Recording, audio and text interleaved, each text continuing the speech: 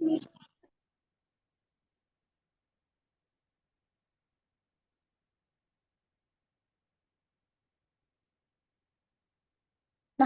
ونصلي على رسوله الكريم أما بعد أعوذ بالله من الشيطان الرجيم بسم الله الرحمن الرحيم رب اشرح لي صدري ويسر لي أمري واحلل عقدة من لساني يفقه قولي رب زدني علما اللهم فقهنا في الدين آمين ثم آمين جی الحمدللہ اللہ سبحانہ وتعالیٰ کے خاص فضل و کرم سے آج ہمارا 10واں سپارہ ہے الحمدللہ۔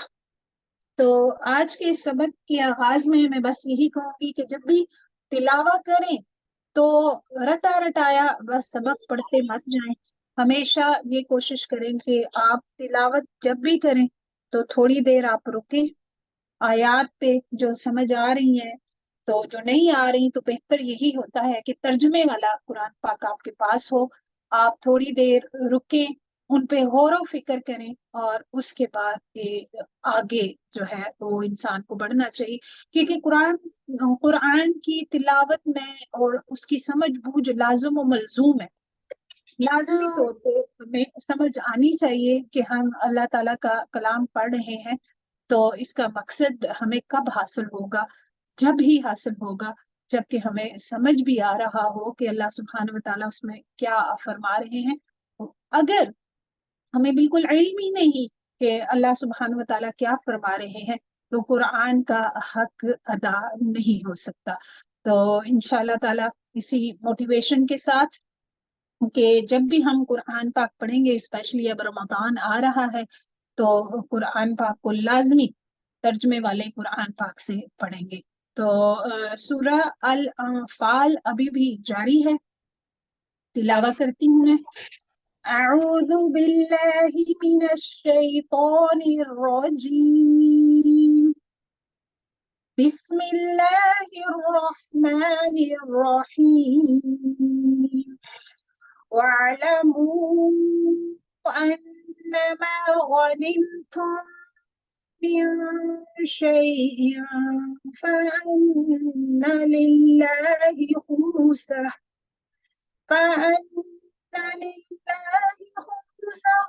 وَلِلرَّسُولِ وَلِذِي الْقُرْبَى واليتامى والمساكين وابن السبيل إن كنتم آمنتم بالله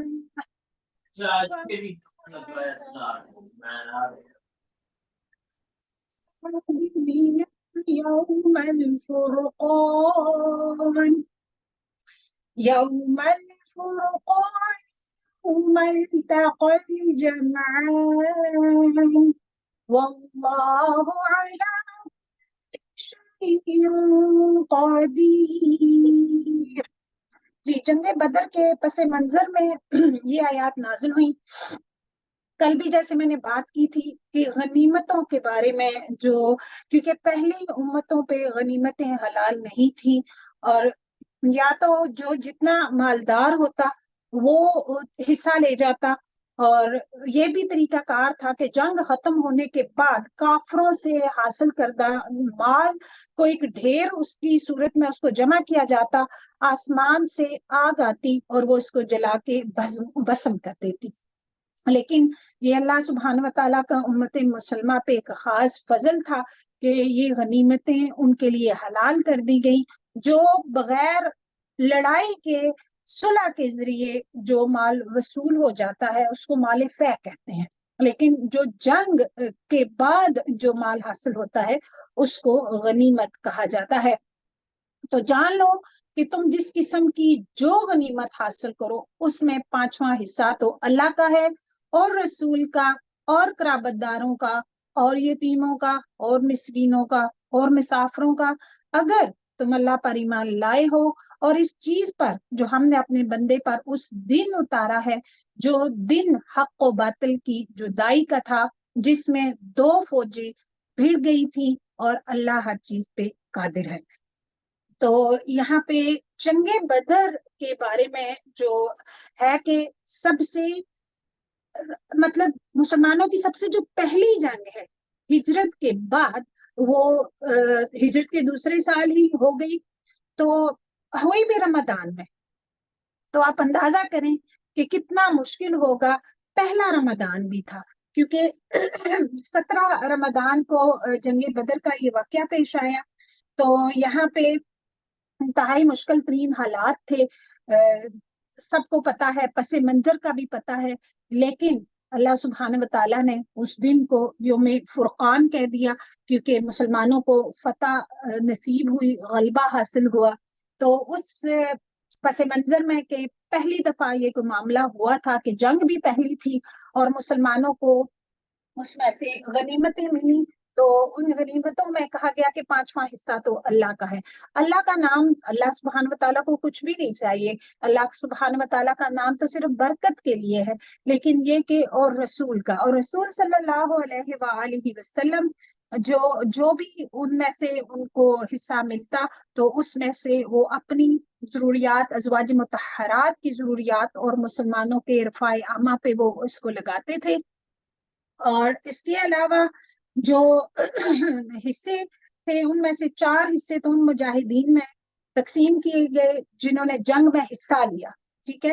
ان میں سے اگر کوئی پیدل تھا تو اس کا 1 حصہ، اور سوار کو 3 گنا حصہ ملے گا، کیونکہ اس کی سواری کا، یعنی اگر وہ اونٹ پہ تھا، اگر وہ گھوڑوں پہ تھے، جیسے بھی، تو ان کا بھی حصہ ان کو ملے گا، کیونکہ ان کی بھی لک آفٹر کرنے کے لیے پیسہ چاہیے تھا۔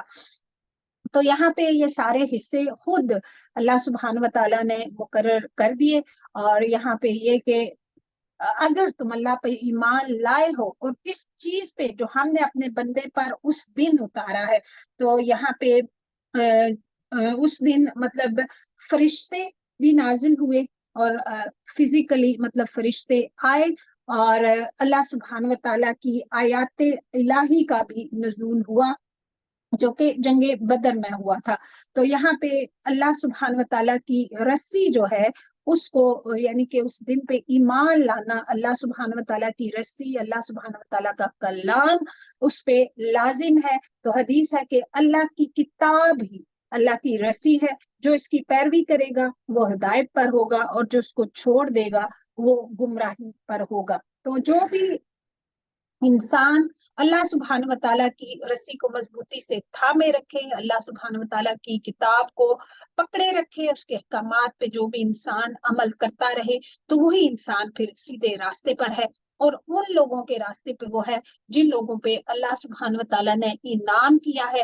اور جیسے میں نے شروع میں بھی کہا کہ اللہ سبحانہ وتعالیٰ کی کتاب کو، کلام کو پڑھتے ہوئے غور و فکر کرنا چاہیے، تدبر کرتا رہنا چاہیے، یہی اس کتاب کا مقصد ہے۔ تو یہاں پہ سورہ صاد میں آیا 29 میں کہ یہ ایک بڑی برکت والی کتاب ہے جو ہم نے آپ کی طرف نازل کی، تاکہ یہ لوگ اس کی آیات پر غور و فکر کریں، اور عقل و فکر رکھنے والے اس سے سبق حاصل کریں۔ حسن بصری فرماتے ہیں کہ قرآن اس لیے نازل کیا گیا کہ اس پر غور و فکر کیا جائے۔ اگلی آیا دیکھ لیتے ہیں، آیا نمبر 42۔ جبکہ تم پاس والے کنارے پر تھے اور وہ دور والے کنارے پر تھے، اور قافلہ تم سے بہت نیچے تھا، اگر تم آپس میں وعدے کرتے تو یقیناً تم وقت معین پر پہنچنے میں مختلف ہو جاتے، تاکہ کر ڈالے اللہ ایک کام جو مقرر ہو چکا تھا، تاکہ جو ہلاک ہو دلیل پر یقین جان کر ہلاک ہو، اور جو زندہ رہے وہ بھی دلیل پر حق پہچان کر زندہ رہے، بے شک اللہ بہت سننے والا اور خوب جاننے والا ہے۔ تو یہاں پہ یہ کہا جا رہا ہے کہ یعنی کہ وہ مدینہ شہر کے قریب تھے، ٹھیک ہے، اور کافر جو ہے وہ دوسرے کنارے، یعنی کہ مسلمان مدینہ شہر سے قریب تھے اور کافر مدینہ شہر سے نسبتاً دور تھے۔ اور اس سے یہ جو تجارتی قافلہ ہے وہ حضرت سفیان، ابو سفیان جو کہ اس وقت مسلمان نہیں تھے، ان کی قیادت میں شام سے مکہ جا رہا تھا، جسے حاصل کرنے کے لیے ہی دراصل مسلمان آئے تھے۔ یہ پہاڑ سے بہت دور مغرب کی طرف نشیب میں تھا، جبکہ بدر کا مقام جہاں جنگ ہوئی وہ بلندی پر تھا. ٹھیک ہے، تو یہ اس کا مطلب پس منظر ہے کہ جبکہ اللہ نے تجھے تیرے خواب میں ان کی تعداد کم دکھائی.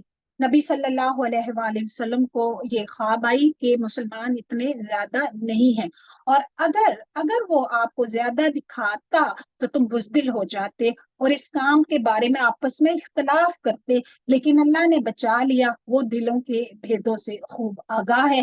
جبکہ اس نے بوقت ملاقات انہیں تمہاری نگاہوں میں بہت کم دکھایا. ایک تو خواب میں کم دکھایا، اور دوسرے جب میدان جنگ تھا اس وقت بھی کم دکھایا، اور تمہیں ان کی نگاہوں میں کم دکھایا.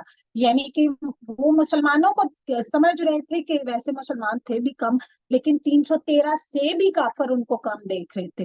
اور کفار وہ 1000 کے قریب تھے، 1000 کے قریب تھے، تو مسلمان ان کو کم دیکھ رہے تھے، تاکہ اللہ اس کام کو انجام تک پہنچا دے جو مقرر ہو چکا ہے، اور سب کام اللہ کی طرف پھیرے جاتے ہیں. تو نبی صلی اللہ علیہ وآلہ وسلم جب یہ بدر کا واقعہ پیش آیا تو ساری رات اللہ سبحانہ و تعالیٰ سے دعائیں کرتے رہے. اور ہمارے لیے بھی اس میں بہت بڑا سبق ہے کہ زندگی میں وقت بدلتا رہتا ہے. کبھی جنگ بدر ہوتی ہے تو کبھی جنگ احد ہوتی ہے. پریشانیاں انسان کی زندگی میں آتی رہتی ہیں. یہ زندگی ہے ہی آزمائش کا نام، لیکن کرنے کا کام کیا ہے؟ وہ یہی ہے کہ کوئی مشکل، کوئی پریشانی آ جائے تو اللہ سبحانہ و تعالیٰ کو مدد کے لیے پکارنا چاہیے. تو یا ایھا الذین آمنوا اذا لقیتم فئۃ فاثبتوا، اہم کام، واذکروا اللہ کثیرا لعلکم تفلحون. اے ایمان والو، جب تم کسی مخالف فوج سے بھیڑ جاؤ تو ثابت قدم رہو اور بکثرت اللہ کو یاد کرو تاکہ تمہیں کامیابی نصیب ہو. یہاں پہ اہم ترین اصول زندگی گزارنے کے بھی اور ویسے بھی کسی پریشانی، کسی مشکل، اب ظاہر ہے کہ اس وقت تو جنگ کا معاملہ تھا، لیکن ہمارے لیے بھی مستقل مزاجی کوئی بھی کام کریں تو ایک مستقل مزاجی کے ساتھ اس کو کرتے جائیں اور اس کو انجام کار تک پہنچانا چاہیے. یہ نہیں کہ بس جوش آیا تو 10 کام اکٹھے شروع کر دیے اور پھر ایک بھی انجام تک اس کو نہ پہنچایا. تو مستقل مزاجی میں ہی انسان کے لیے کامیابی ہے. اور ثابت قدم رہو، اور یہ کہ بکثرت اللہ تعالیٰ سے مدد، اللہ تعالیٰ کا ذکر کرتے رہو. اپنی طرف سے آپ کام کر چھوڑیں، باقی آپ میں جتنی ہمت ہے، جتنی آپ میں ابیلٹی ہے، بیسٹ ابیلٹی کے ساتھ کام کریں. اس کے بعد معاملہ اللہ سبحانہ و تعالیٰ کے سپرد کر دیں اور ہمیشہ اللہ سبحانہ و تعالیٰ سے دعائیں مانگتے رہیں تاکہ تمہیں کامیابی حاصل ہو. تو یہ کامیابی حاصل کرنے کا اصول یہاں پہ بتا دیا گیا ہے. اور اللہ اور اس کے رسول کی فرما برداری کرتے رہو اور آپس میں اختلاف نہ کرو، ورنہ بزدل ہو جاؤ گے اور تمہاری ہوا اکھڑ جائے گی. اور صبر کرو، یقیناً اللہ صبر کرنے والوں کے ساتھ ہے. تو یہاں پہ جی اہم اصول جو بتا دیا گیا ہے، آپس کی لڑائیاں، آپس کی لڑائیوں سے انسان کو بچنا چاہیے، کیونکہ جب انسان آپس میں لڑتا بھڑتا رہتا ہے تو وہ کمزور ہو جاتا ہے، اور پھر جو اس کا دشمن ہوتا ہے وہ اس پہ غلبہ پا جاتا ہے. تو جو انسان اللہ کی خاطر پھر جھگڑا چھوڑ دیتا ہے، تو حدیث ہے کہ میں اس شخص کے لیے جنت کے اطراف میں ایک گھر کا ضامن ہوں جو حق پر ہونے کے باوجود جھگڑا چھوڑ دے.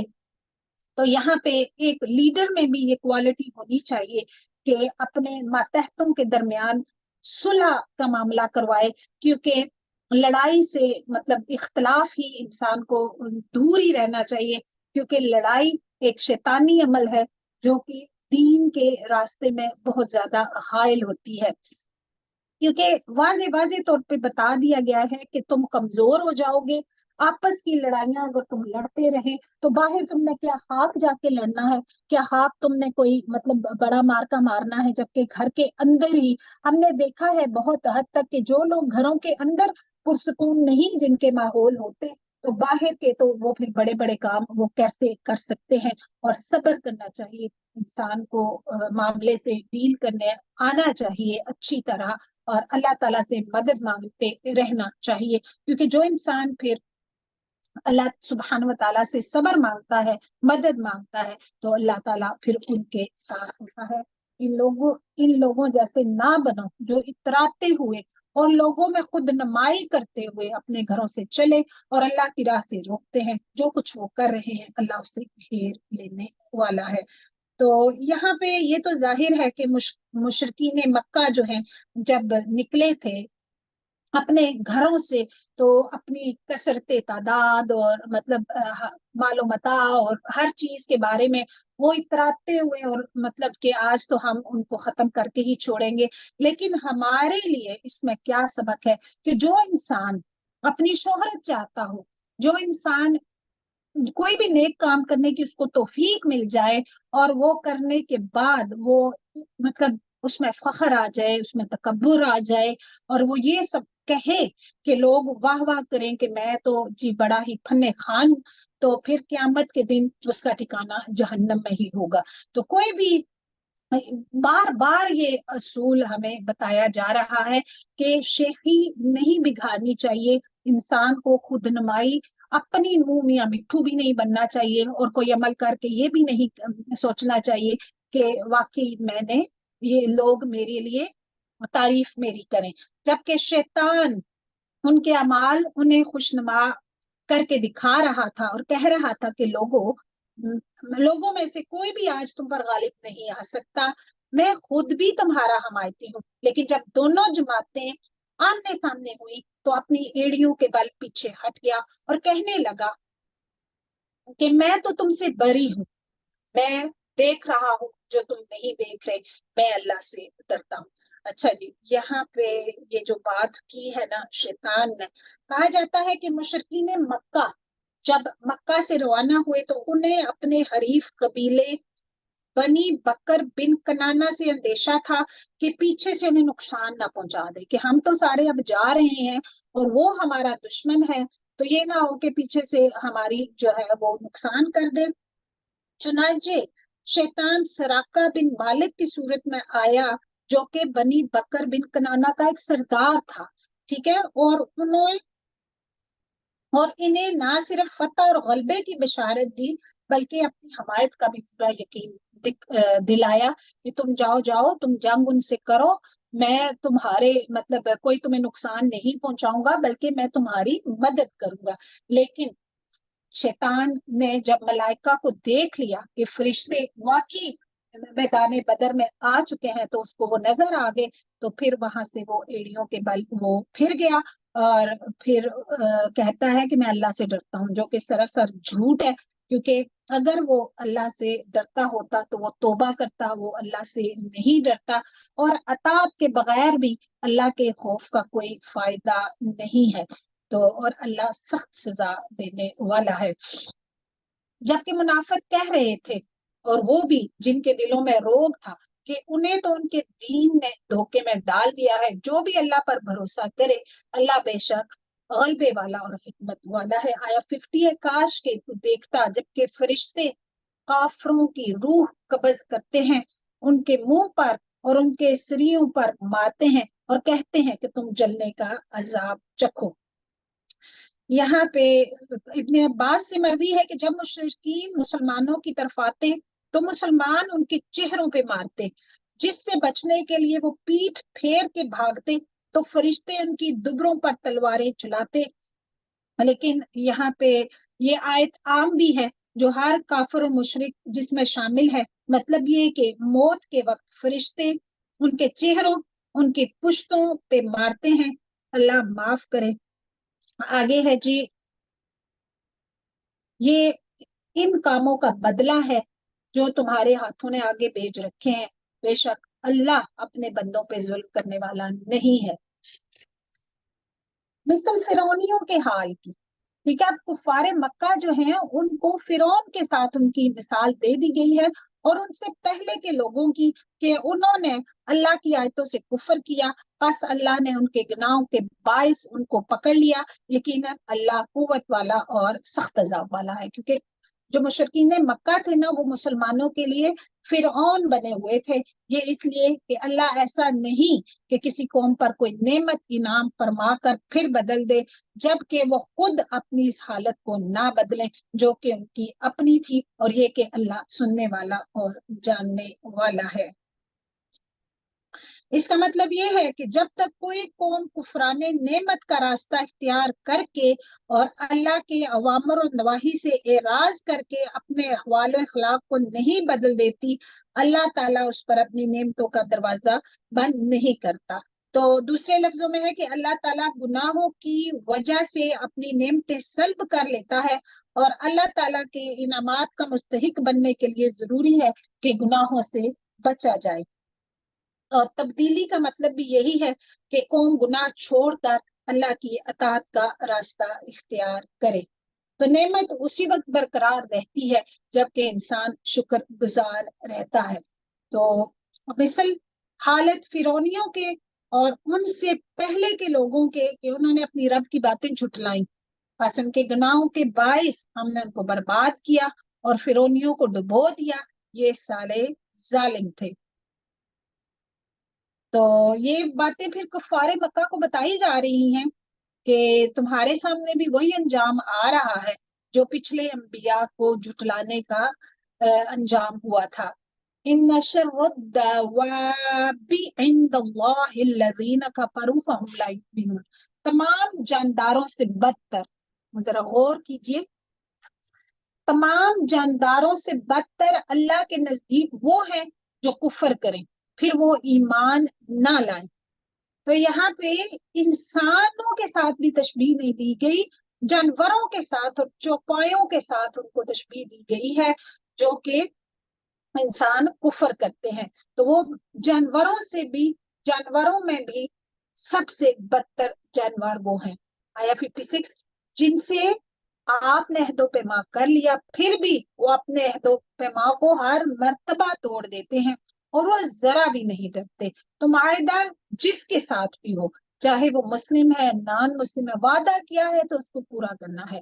بس اگر آپ انہیں لڑائی میں موجود پائیں تو انہیں ایسی عبرتناک سزا دیں کہ ان کے پچھلے بھی بھاگ کھڑے ہوں تاکہ وہ نصیحت حاصل کریں۔ اور اگر آپ کو کسی قوم کی خیانت کا ڈر ہو تو برابری کی سطح پر ان کا معاہدہ ان کے آگے پھینک دو، اللہ خیانت کرنے والوں کو پسند نہیں کرتا۔ تو یہاں پہ یہ ہے کہ اگر کسی کے ساتھ مطلب آپ نے کوئی مطلب آپ کو لگ رہا ہے، آپ کو اندیشہ ہے کہ دوسری قوم آپ کے معاہدے کو توڑ دے گی یا اس طرح خطرہ ہے آپ کو ان سے، تو آپ ان پہ پہلے حملہ نہیں کریں گے۔ اگر آپ کا ان سے معاہدہ ہے، باقاعدہ آپ ان کو اطلاع کریں گے، معاہدے کو ختم کریں گے اور پھر آپ یہ معاملہ جو ہے وہ پسند کریں، مطلب ان کے ساتھ ان کی ڈیلنگ، پھر آپ لڑائی یا جو بھی ہوگا، ٹھیک ہے۔ تو یہاں پہ اس کی مثال دی گئی ہے کہ بتایا گیا ہے کہ اللہ تعالیٰ نقص عہد ہو مسلمانوں کی طرف سے، اگر عہد توڑا جائے تو وہ خیانت ہے، اور وہ ایک مسلمان امانت میں خیانت نہیں کر سکتا۔ یہ آپ کا عہد آپ کی امانت ہے آپ کے پاس۔ تو حضرت معاویہ کا رضی اللہ تعالیٰ عنہ اور رومیوں کے درمیان معاہدہ تھا۔ جب معاہدے کی مدت ختم ہونے کے قریب آئی تو حضرت معاویہ رضی اللہ تعالیٰ عنہ نے روم کی سرزمین کے قریب اپنی فوجیں جمع کرنی شروع کر دی۔ مقصد یہ تھا کہ معاہدے کی مدت ختم ہوتے ہی رومیوں پر حملہ کر دیا جائے گا۔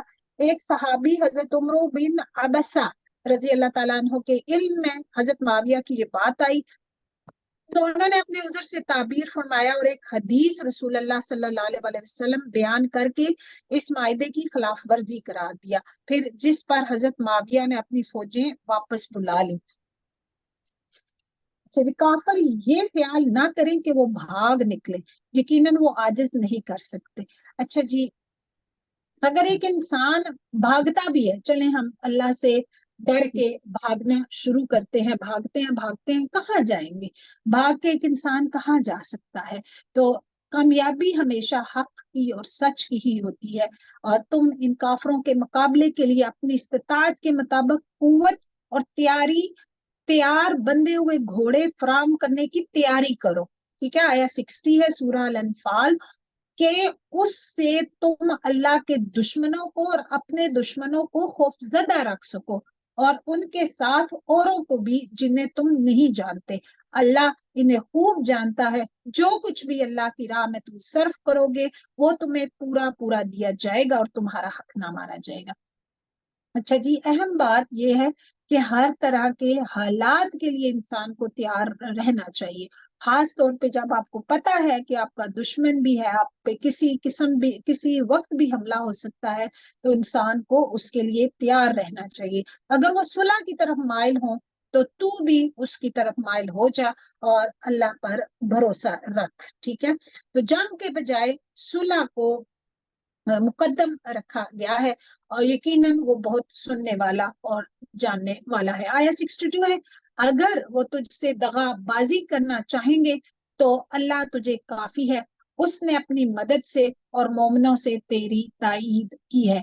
उनके दिलों में बामी उल्फत भी इसने डाली है। जमीन में जो कुछ है, तू अगर सारे का सारा भी खर्च कर डालता तो भी उनके दिल आपस में नहीं मिला सकता था। ये तो अल्लाह ही ने उनके दिलों में उल्फत डाल दी है, वो गालिब हिकमतों वाला है। नबी सल्लल्लाहु अलैहि वसल्लम, तुझे अल्लाह काफी है और इन मोमिनों को भी जो तेरी पैरवी कर रहे हैं। अच्छा जी, यहाँ पे अहम बातें जो अल्लाह सुब्हानहू व तआला ने फरमाई है इन आयात में, अल्लाह ताला ने नबी सल्लल्लाहु अलैहि वसल्लम और मोमिनों पर जो एहसानात फरमाए हैं, उनमें से एक बड़े एहसान का जिक्र है। वो ये कि नबी सल्लल्लाहु अलैहि वसल्लम की मोमिनीन के जरिए मदद फरमाई।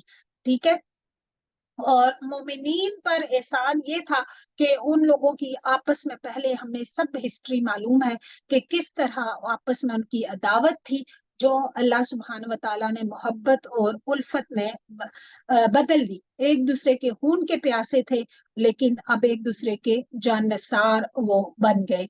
तो यहाँ पे ये अल्लाह सुब्हान व तआला ने कहा कि अगर अल्लाह को ये बात मंजूर ना होती तो तुम दुनिया जहान के सारे खजाने भी खर्च कर देते, तो फिर भी तुम उनके दिल को नहीं जीत सकते थे। तो बहुत ही अहम यहाँ पे असूल दे दिया गया है कि दिलों में मोहब्बत अल्लाह सुब्हान व तआला ही डालते हैं, और अगर किसी के दिल में अल्लाह सुब्हान व तआला ने आपके लिए मोहब्बत डाल दी है, तो ये अल्लाह सुब्हान व तआला का बहुत ही बड़ा करम है।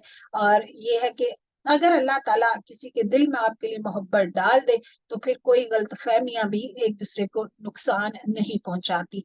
तो ये है कि अहम बात जो है वो ये है कि अपना मामला अल्लाह सुब्हान व तआला के साथ इंसान को दुरुस्त रखना चाहिए।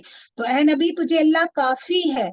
ठीक है, कि नुक्ता क्या है कि अल्लाह ही से रुजू करना है, और इन मोमिनों को भी जो तेरी पैरवी कर रहे हैं। ऐ नबी सल्लल्लाहु अलैहि वसल्लम, ईमान वालों को जहाद का शौक दिलाइए। अगर तुम में से 20 भी सब्र करने वाले होंगे तो वो 200 पर गालिब रहेंगे, और अगर तुम में से 100 होंगे तो वो 1000 पर गालिब रहेंगे, इसलिए कि वो बेसमझ लोग हैं। यानी कसरते तादाद पे आप इक्तफा नहीं करें कि तादाद में वो लोग ज्यादा हैं, तो अल्लाह ताला कह रहे हैं कि वो लोग बेसमझ हैं। अच्छा, अब अल्लाह तुम्हारा बोझ हल्का करता है और वो खूब जानता है कि तुम में नातवानी है। बस अगर तुम में से 100 सब्र करने वाले होंगे तो वो 200 पर गालिब रहेंगे, और अगर तुम में से 1000 होंगे तो वो अल्लाह के हुक्म से 2000 पर भी गालिब रहेंगे। अल्लाह सब्र करने वालों के साथ है। तो बेसिकली ये कहा जा रहा है कि कामयाबी सब्र के साथ है। ठीक है, जो इंसान फिर अल्लाह सुब्हान व तआला के अहकामात की हिफाजत करता है, अल्लाह सुब्हान व तआला की अताअत करता है, तो उसको भी फिर अल्लाह सुब्हान व तआला की हिफाजत नसीब होती है। नबी सल्लल्लाहु अलैहि वसल्लम के लिए मुनासिब नहीं कि उसके पास जंगी कैदी आते जब तक कि वो जमीन यानी मैदान जंग में खूब खून रेजी ना कर ले। तुम तो दुनिया का माल चाहते हो और अल्लाह का इरादा आखिरत का है, और अल्लाह जबरदस्त हिकमत वाला है। آیا نمبر 68 ہے لولا کتاب من اللہ سبق لمسکم فیما اخذتم عذاب عظیم، اگر پہلے ہی سے اللہ کی طرف سے بات لکھی ہوئی نہ ہوتی تو جو فدیہ تم نے لیا ہے اس میں تمہیں کوئی بڑی سزا ہوتی۔ پس جو کچھ حلال اور پاکیزہ غنیمت تم نے حاصل کی ہے خوب کھاؤ اور پیو اور اللہ سے ڈرتے رہو، یقیناً اللہ غفور و رحیم ہے۔ اے نبی صلی اللہ علیہ وآلہ وسلم، جو قیدی آپ لوگوں کے قبضے میں ہیں ان سے کہہ دو کہ اگر اللہ تمہارے دلوں میں نیک نیتی دیکھے گا تو جو کچھ تم سے لیا گیا ہے اس سے بہتر تمہیں دے گا اور تمہارے گناہ بھی وہ معاف کر دے گا، اللہ بخشنے والا مہربان ہے۔ اور اگر وہ تجھ سے خیانت کا خیال کریں گے تو یہ تو اس سے پہلے خود اللہ سے بھی خیانت کر چکے ہیں، آخر اس نے انہیں گرفتار کرا دیا اور اللہ علم و حکمت والا ہے۔ تو یہاں پہ قیدیوں میں آپ صلی اللہ علیہ وآلہ وسلم کے داماد ابو العاص اور چچا عباس بھی تھے جو کہ بعد میں مسلمان ہو گئے۔ جو لوگ ایمان لائے اور ہجرت کی اور اپنے مالوں اور جانوں سے اللہ کی راہ میں جہاد کیا اور جن لوگوں نے ان کی جگہ دی اور مدد کی، یہ سب آپس میں ایک دوسرے کے رفیق ہیں، ٹھیک ہے، یعنی کہ ایک دوسرے کے حمایتی اور مددگار ہیں، اور پہلے تو ایک دوسرے کے وارث بھی تھے، پھر بعد میں وراثت کا جو کام ہے وہ منسوخ ہو گئے۔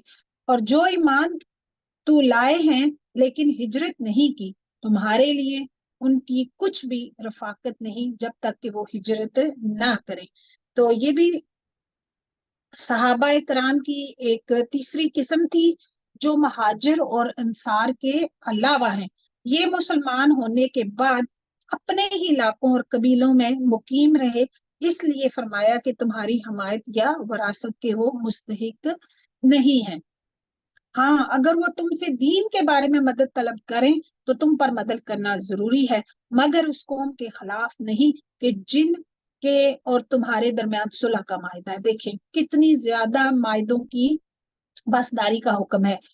تم جو کچھ کرتے ہو اللہ اسے خوب دیکھتا ہے۔ کافر آپس میں ایک دوسرے کے رفیق ہیں، اگر تم نے ایسا نہ کیا تو ملک میں فتنہ اور زبردست فساد برپا ہو جائے گا۔ جو لوگ ایمان لائے اور انہوں نے ہجرت کی اور اللہ کی راہ میں جہاد کیا اور جنہوں نے جگہ دی اور مدد پہنچائی، یعنی کہ انصار اور مدینے والے، وہی لوگ سچے مومن ہیں اور ان کے لیے بخشش ہے اور عزت کی روزی ہے۔ سبحان اللہ۔ تو یہاں پہ مطلب انصار اور مہاجرین اور انصار کی فضیلت کا یہاں پہ ذکر ہے۔ دیکھیں جی، ہم میں بھی کبھی کوئی مہاجر ہوتا ہے، کبھی کوئی انصار ہوتا ہے، کبھی مطلب کسی کو مدد کی ضرورت ہوتی ہے تو انصاریوں کو یاد کر کے ان کی مدد کرنی چاہیے۔ تو وقت سدا ایک جیسا نہیں رہتا، تو یہ ہے کہ اللہ تعالی ہی کا وعدہ ہے کہ بخشش ان لوگوں کو بخش دیا گیا اور ان کو عزت کی روزی دی جائے گی۔ اور جو لوگ اس کے بعد ایمان لائے اور ہجرت کی اور تمہارے ساتھ ہو کر جہاد کیا، بس وہ لوگ بھی تم میں سے ہی ہیں۔ یہ چوتھا گروہ ہے جو فضیلت میں پہلے دو گروہ کے بعد تیسرے گروہ سے جنہوں نے ہجرت نہیں کی تھی سے پہلے تھے، جو ٹھیک ہے، یعنی کہ مہاجرین اور انصار اور وہ لوگ مطلب جو ایمان لائے اور ہجرت کی اور انہوں نے جہاد کیا، اور رشتے ناتے والے اللہ کے حکم کی روح سے ایک دوسرے کے زیادہ حقدار ہیں۔ تو یہاں پہ یہ آیت جو ہے وراثت کے مطلب وراثت جو ہے وہ مہاجرین اور انصار ایک دوسرے کے وارث نہیں ہو سکتے، بے شک اللہ ہر چیز کو خوب جاننے والا ہے۔ جی، سورہ توبہ ہے، اس سورہ کے اور بھی کئی نام ہیں، 19 نام اور بتائے جاتے ہیں، 129 آیات ہیں، 16 اس میں رکوع ہے۔ تو اس میں جو ہے وہ سورہ توبہ اس کا نام جو ہے کیونکہ اس میں بعض مومنین کی توبہ کے قبول ہونے کا ذکر ہے، اور دوسرا نام اس کا جو برات ہے وہ اس لیے کہ اس میں مشرکین سے برات کا عام اعلان ہے۔ تو یہاں پہ یہ کہا جاتا ہے، حضرت علی بن ابی طالب کہتے ہیں کہ بسم اللہ تو امان کے لیے ہوتی ہے، سورہ میں جہاد کا حکم نازل ہوا ہے، اس وجہ سے اس کے شروع میں امان کا ذکر نہیں کیا گیا۔ توبہ کا لفظ سب سے زیادہ اسی سورہ میں آیا ہے، تقریباً 16 بار اس سورہ میں، سورہ البقرہ میں 13 بار، تو اس وجہ سے اس سورہ کا نام سورہ توبہ ہے۔ سورہ انفال جنگ بدر کے بعد مطلب نازل ہوئی، اور سورہ جو توبہ ہے یہ جنگ تبوک کے بعد نازل ہوئی، ٹھیک ہے، ایک شروع میں نازل ہوئی سورہ اور یہ آخر میں یہ سورہ نازل ہوئی۔ تو یہ کہا جاتا ہے کہ یہ تلواروں کے ساتھ، ننگی تلوار کے ساتھ یہ سورہ نازل ہوئی، کیونکہ ہر نبی کو جب جھٹلایا گیا تو ان پہ عذاب نازل ہوا، تو یہ بھی یہاں پہ بھی جو اب کفار پہ ایٹ دا اینڈ بس ان کے ساتھ جو ہے وہ اللہ تعالیٰ نے نرمی ختم کر دی، اور ان کے پھر خاتمے کا وقت آ گیا۔ تو یہاں پہ دیکھتے ہیں کہ اللہ سبحانہ وتعالیٰ نے کیا فرمایا ہے، براءۃ من اللہ ورسولہ الی الذین عاہدتم من المشرکین، اللہ اور اس کے رسول کی طرف سے صاف جواب ہے، ٹھیک ہے، ان مشرکوں کے لیے جن سے تم نے صلح کا معاہدہ کیا تھا۔ فتح مکہ کے بعد 9 ہجری میں رسول اللہ صلی اللہ علیہ وسلم نے حضرت ابو بکر صدیق، حضرت علی اور دیگر صحابہ کرام کو قرآن کریم کی یہ آیات اور یہ احکام دے کر بھیجا تاکہ وہ مکے میں ان کا عام اعلان کر دیں۔ انہوں نے آپ کے فرمان کے مطابق اعلان کر دیا کہ کوئی شخص اب بیت اللہ کا ننگا عریاں طواف نہیں کرے گا، بلکہ آئندہ سال سے کسی مشرک کو بیت اللہ کا حج کرنے کی اجازت نہیں ہوگی۔ پس ہے مشرکو، تم ملک میں 4 مہینے تک تو چل پھر لو، مہلت دی گئی پھر بھی ان کو جان لو کہ تم اللہ کو عاجز کرنے والے نہیں ہو، اور یہ بھی یاد ہے رہے کہ اللہ کافروں کو رسوا کرنے والا ہے۔ نمبر 3 ہے، اللہ اور اس کے رسول کی طرف سے لوگوں کو حج اکبر کے دن صاف اطلاع ہے کہ اللہ مشرکوں سے بیزار ہے اور اس کا رسول بھی، اگر اب بھی توبہ کر لو تو تمہارے حق میں بہتر ہے، اور اگر تم روگردانی کرو تو جان لو کہ تم اللہ کو ہرا نہیں سکتے، اور کافروں کو دردناک عذاب کی خوشخبری دے دیجیے۔ اچھا جی، یہاں پہ جو حج اکبر کا ذکر آیا ہے، یہ وہ حج نہیں ہوتا جو جمعے کے دن ہو، جو عمرہ ہوتا ہے اس کو حج اصغر کہا جاتا ہے، اور جو حج ہوتا ہے اس کو حج اکبر کی ٹرم اس کے لیے یوز ہوتی ہے۔ تو یوم عرفہ کے دن پھر یہ صاف صاف اعلانات کر دیے گئے، بجز ان مشرکوں کے جن سے تمہارا معاہدہ ہو چکا ہے اور انہوں نے تمہیں ذرا سا بھی نقصان نہیں پہنچایا، نہ کسی کی تمہارے خلاف مدد کی ہے، تو تم بھی ان کے معاہدے کی مدت ان کے ساتھ پوری کرو۔ تو یعنی کہ جو مشرکین تمہیں مطلب معاہدے کی خلاف ورزی نہیں کر رہے، تم بھی ان کے ساتھ یعنی معاہدے کی مدت کو پوری کرو۔ بلا شبہ اللہ پرہیزگاروں کو دوست رکھتا ہے، تو عہد پورا کرنا تقوی کی علامت ہے۔ پھر جب حرمت والے مہینے گزر جائیں تو تم مشرکوں کو جہاں پاؤ قتل کرو۔ تو یہاں پہ کہ مسجد حرام کے پاس ان سے مت لڑو، ٹھیک ہے، جو حرمت والے مہینے تھے نا ان میں مطلب منع کیا گیا ہے کہ لڑائی سے منع کیا گیا ہے کہ جب وہ مہینے گزر جائیں تو تم مشرکوں کو جہاں پاؤ قتل کرو، انہیں گرفتار کرو، تو اور ان کا محاصرہ کرو، اور ان کی طاق میں ہر گھاٹی میں جا بیٹھو۔ ہاں اگر وہ توبہ کر لیں اور نماز کی پابند ہو جائیں اور زکوٰۃ ادا کرنے لگیں تو تم ان کی راہیں چھوڑ دو، یقیناً اللہ بخشنے والا اور مہربان ہے۔ اگر مشرکوں میں سے کوئی تجھ سے پناہ طلب کرے تو اسے پناہ دے دے یہاں تک کہ وہ کلام اللہ سن لے، پھر تو اس کو اس کی جائے امن تک پہنچا دے، یہ اس لیے کہ یہ لوگ بے علم ہیں۔ تو جو کوئی اگر علم حاصل کرنا چاہتا ہو، اسلام کے بارے میں جاننا چاہتا ہو، تو اس کو دیکھیں ابھی بھی کتنی زیادہ چھوٹ دی جا رہی ہے کہ ان کو پیغام پہنچائیں اور پھر ان کو مہلت دیں، ان کو ٹائم دیں۔ پھر تو مشرکوں کا عہد اللہ اور اس کے رسول کے نزدیک کیسے رہ سکتا ہے سوائے ان کے جن سے تم نے عہد و پیمان مسجد حرام کے پاس کیا ہے، جب تک کہ وہ لوگ تم سے معاہدہ نبھائیں تم بھی ان سے معاہدہ نبھاؤ۔ بلا شبہ اللہ متقیوں سے محبت رکھتا ہے۔ ان کے وعدے کا کیا اعتبار، ان کا اگر تم پر غلبہ آ جائے تو نہ یہ قرابت داری کا خیال کریں اور نہ عہد و پیمان کا، ٹھیک ہے، کہ ان پہ تم اعتبار نہیں کر سکتے۔ اگر ان کو موقع مل گیا تو وہ تمہیں نہیں چھوڑیں گے، اپنی زبانوں سے تو تمہیں پرچار رہے ہیں لیکن ان کے دل نہیں مانتے، اور ان میں سے اکثر فاسق لوگ ہیں۔ انہوں نے اللہ کی آیتوں کو بہت کم قیمت پر بیچ دیا ہے اور اس کی راہ سے روکا ہے، بہت برا ہے جو یہ کر رہے ہیں۔ یہ تو کسی مسلمان کے حق میں کسی رشتہ داری کا یا عہد کا مطلق لحاظ نہیں کرتے، یہ ہیں ہی حد سے گزرنے والے۔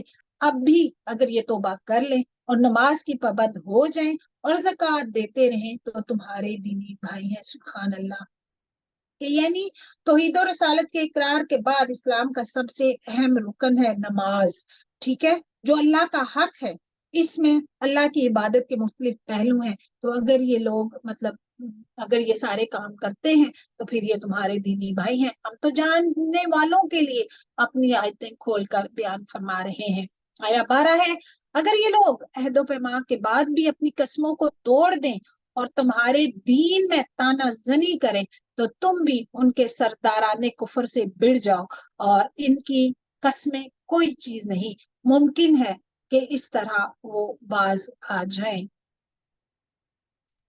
اچھا جی، تم ان لوگوں کی سرکوبی کے لیے کیوں تیار نہیں ہوتے جنہوں نے اپنی قسموں کو توڑ دیا اور پیغمبروں کو جلا وطن کرنے کی فکر میں ہیں، اور پہلے پہل انہوں نے خود ہی تم سے چھیڑ چھاڑ کی ہے۔ کیا تم ان سے ڈرتے ہو؟ اللہ ہی زیادہ مستحق ہے کہ تم اس سے ڈرو، بشرط یہ کہ تم ایماندار ہو۔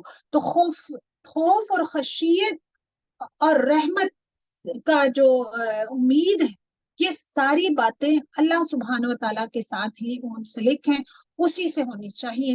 اللہ سے ڈرنے کا مطلب کیا ہے؟ آپ صلی اللہ علیہ وآلہ وسلم نے فرمایا کہ تم اللہ سے اس طرح ڈرو گویا تم اس کو دیکھ رہے ہو، اور اگر یہ مرتبہ حاصل نہ ہو تو کم از کم انسان کو اتنا یقین ضرور ہونا چاہیے کہ وہ تمہیں دیکھ رہا ہے۔ سورہ نور میں ہے، اور کامیاب لوگ وہی ہیں جو اللہ اور رسول صلی اللہ علیہ وآلہ وسلم کی فرما برداری کریں اور اللہ سے ڈریں اور اس کی نافرمانی سے بچیں۔ تو اللہ کی خشیت کامیابی کی کنجی ہے، سورہ ملک میں ہے، جو لوگ بے دیکھے اللہ سے ڈرتے ہیں یقیناً ان کے لیے مغفرت اور بڑا اجر ہے۔ آیا نمبر 14 ہے، قاتلوہم یعذبہم اللہ بأیدیکم وَيُخْزِهِمْ وَيَنْصُرْكُمْ عَلَيْهِمْ وَيَشْفِي صُدُورَ قَوْمٍ مُؤْمِنِينَ۔ ان سے تم جنگ کرو، اللہ انہیں تمہارے ہاتھوں عذاب دے گا، انہیں ذلیل و رسوا کرے گا، تمہیں ان پر مدد دے گا اور مسلمانوں کے کلیجے ٹھنڈے کر دے گا اور ان کے دل کا غم و غصہ دور کر دے گا، اور اللہ جس پر چاہتا ہے توجہ فرماتا ہے، اللہ خوب جاننے والا حکمت والا ہے۔ کیا تم یہ سمجھ بیٹھے ہو کہ تم چھوڑ دیے جاؤ گے، حالانکہ ابھی تک اللہ نے ان لوگوں کو جانا ہی نہیں جنہوں نے تم میں سے جہاد کیا، یعنی جہاد کے ذریعے امتحان لیا گیا، اور جنہوں نے اللہ اور اس کے رسول اور مومنوں کے سوا کسی کو دلی دوست نہیں بنایا۔ تو یہاں پہ ورڈ استعمال ہوا ہے ولیجہ، گہرے اور دلی دوست کو کہتے ہیں۔ مسلمانوں کو چونکہ اللہ اور اس کے رسول کے دشمنوں سے محبت کرنے اور دوستانہ تعلقات رکھنے سے منع کیا گیا تھا، لہٰذا یہ آزمائش کا ایک ذریعہ تھا جس سے مخلص مومنوں کو دوسروں سے ممتاز کیا گیا۔ اللہ خوب خبردار ہے جو تم کر رہے ہو۔ آیا 17 ہے، لائق نہیں کہ مشرک اللہ کی مسجدوں کو آباد کریں جبکہ وہ خود اپنے کفر ہی کے آپ ہی گواہ ہیں، ان کے اعمال غارت اور حقارت ہیں اور وہ دائمی جہنمی ہیں۔ اللہ اکبر۔ اللہ کی مسجدوں کو آباد کرنا تو ان کے حصے میں ہے جو اللہ پر اور قیامت کے دن پر ایمان رکھتے ہوں، नमाजों के पाबंद हों, ज़कात देते हों, अल्लाह के सिवा किसी से ना डरते हों, तवक्को है कि यही लोग यकीनन हिदायत याफ्ता हैं। तो यहाँ पे अल्लाह की मस्जिदों को आबाद करना, यानी कि सिर्फ चंदा ही मस्जिद को दे देना काफी नहीं है, बल्कि स्पेशली मर्दों के लिए नमाज को जमात के साथ अदा करना, मसाजिद में जाना, वहां पे वक्त गुजारना, ये बहुत ही इम्पोर्टेंट है। वहां पे इल्म के हल्के कायम करना। क्या तुमने हाजियों को पानी पिला देना, क्योंकि ये अहले मक्का इसको बहुत ही मतलब फजीलत का बायस समझते थे। तो अल्लाह ताला क्या कह रहे हैं कि क्या तुमने हाजियों को पानी पिला देना मस्जिद हराम की खिदमत करना इसके बराबर कर दिया है जो अल्लाह पर और आखिरत के दिन पर ईमान लाया और उसने अल्लाह की राह में जिहाद किया? ये अल्लाह के नजदीक बराबर नहीं है, नहीं हो सकते, और अल्लाह जालिम को हिदायत नहीं देता। अफजल तरीन इबादत यही है कि जो इंसान अल्लाह के रास्ते में खुद को थकाता है अल्लाह और रसूल सल्लल्लाहु अलैहि वसल्लम की तालीमात के मुताबिक।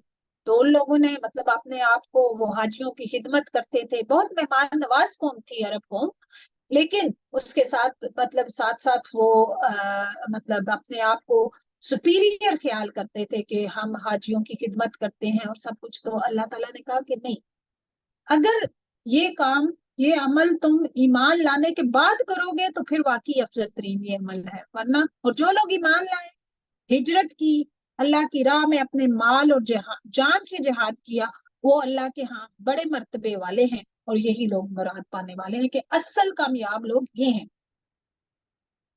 उन्हें उनका रब खुशखबरी देता है अपनी रहमत और रजामंदी की, माशाअल्लाह, और जन्नतों की, और उनके लिए वहां दायमी नेमत में है, माशाअल्लाह। तो वहां वो हमेशा रहने वाले हैं। अल्लाह के पास यकीन बहुत बड़ा अजर है। तो अल्लाह के काम करने के लिए जी इल्म हासिल करना भी जरूरी है। पता होना चाहिए कि अल्लाह सुब्हान तआला ने क्या कहा है, क्या फरमाया है। तो स्पेशली लेडीज के लिए अल्लाह ताला के भेजे हुए इल्म का इल्म हासिल करना इंतहाई ज्यादा जरूरी है, क्योंकि एक मर्द की तालीम एक फर्द की तालीम और एक औरत की तालीम एक पूरे कुंबे की तालीम कहा जाता है। जाहिल माँ, अनपढ़ माँ जाहिल ही औलाद पैदा करती है।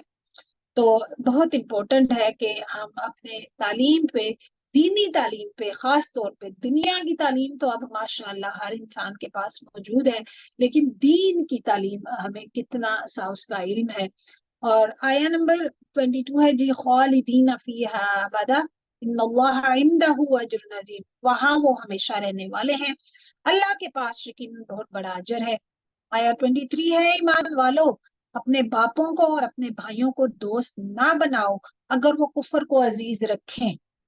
अहम बात है जी, तुम में से जो भी उनसे मोहब्बत रखेगा तो वही जालिम है। आप कह दीजिए कि अगर तुम्हारे बाप और तुम्हारे बेटे, तुम्हारे भाई और तुम्हारी बीवियां, तुम्हारे कुंबे कबीले और तुम्हारे कमाए हुए माल और वो तिजारत जिसकी कमी से तुम डरते हो और वो हवेलियां जिन्हें तुम पसंद करते हो, अगर ये सारी चीजें तुम्हें अल्लाह और उसके रसूल से और उसकी राह में जिहाद करने से ज्यादा अजीज हैं, तो तुम अल्लाह के हुक्म।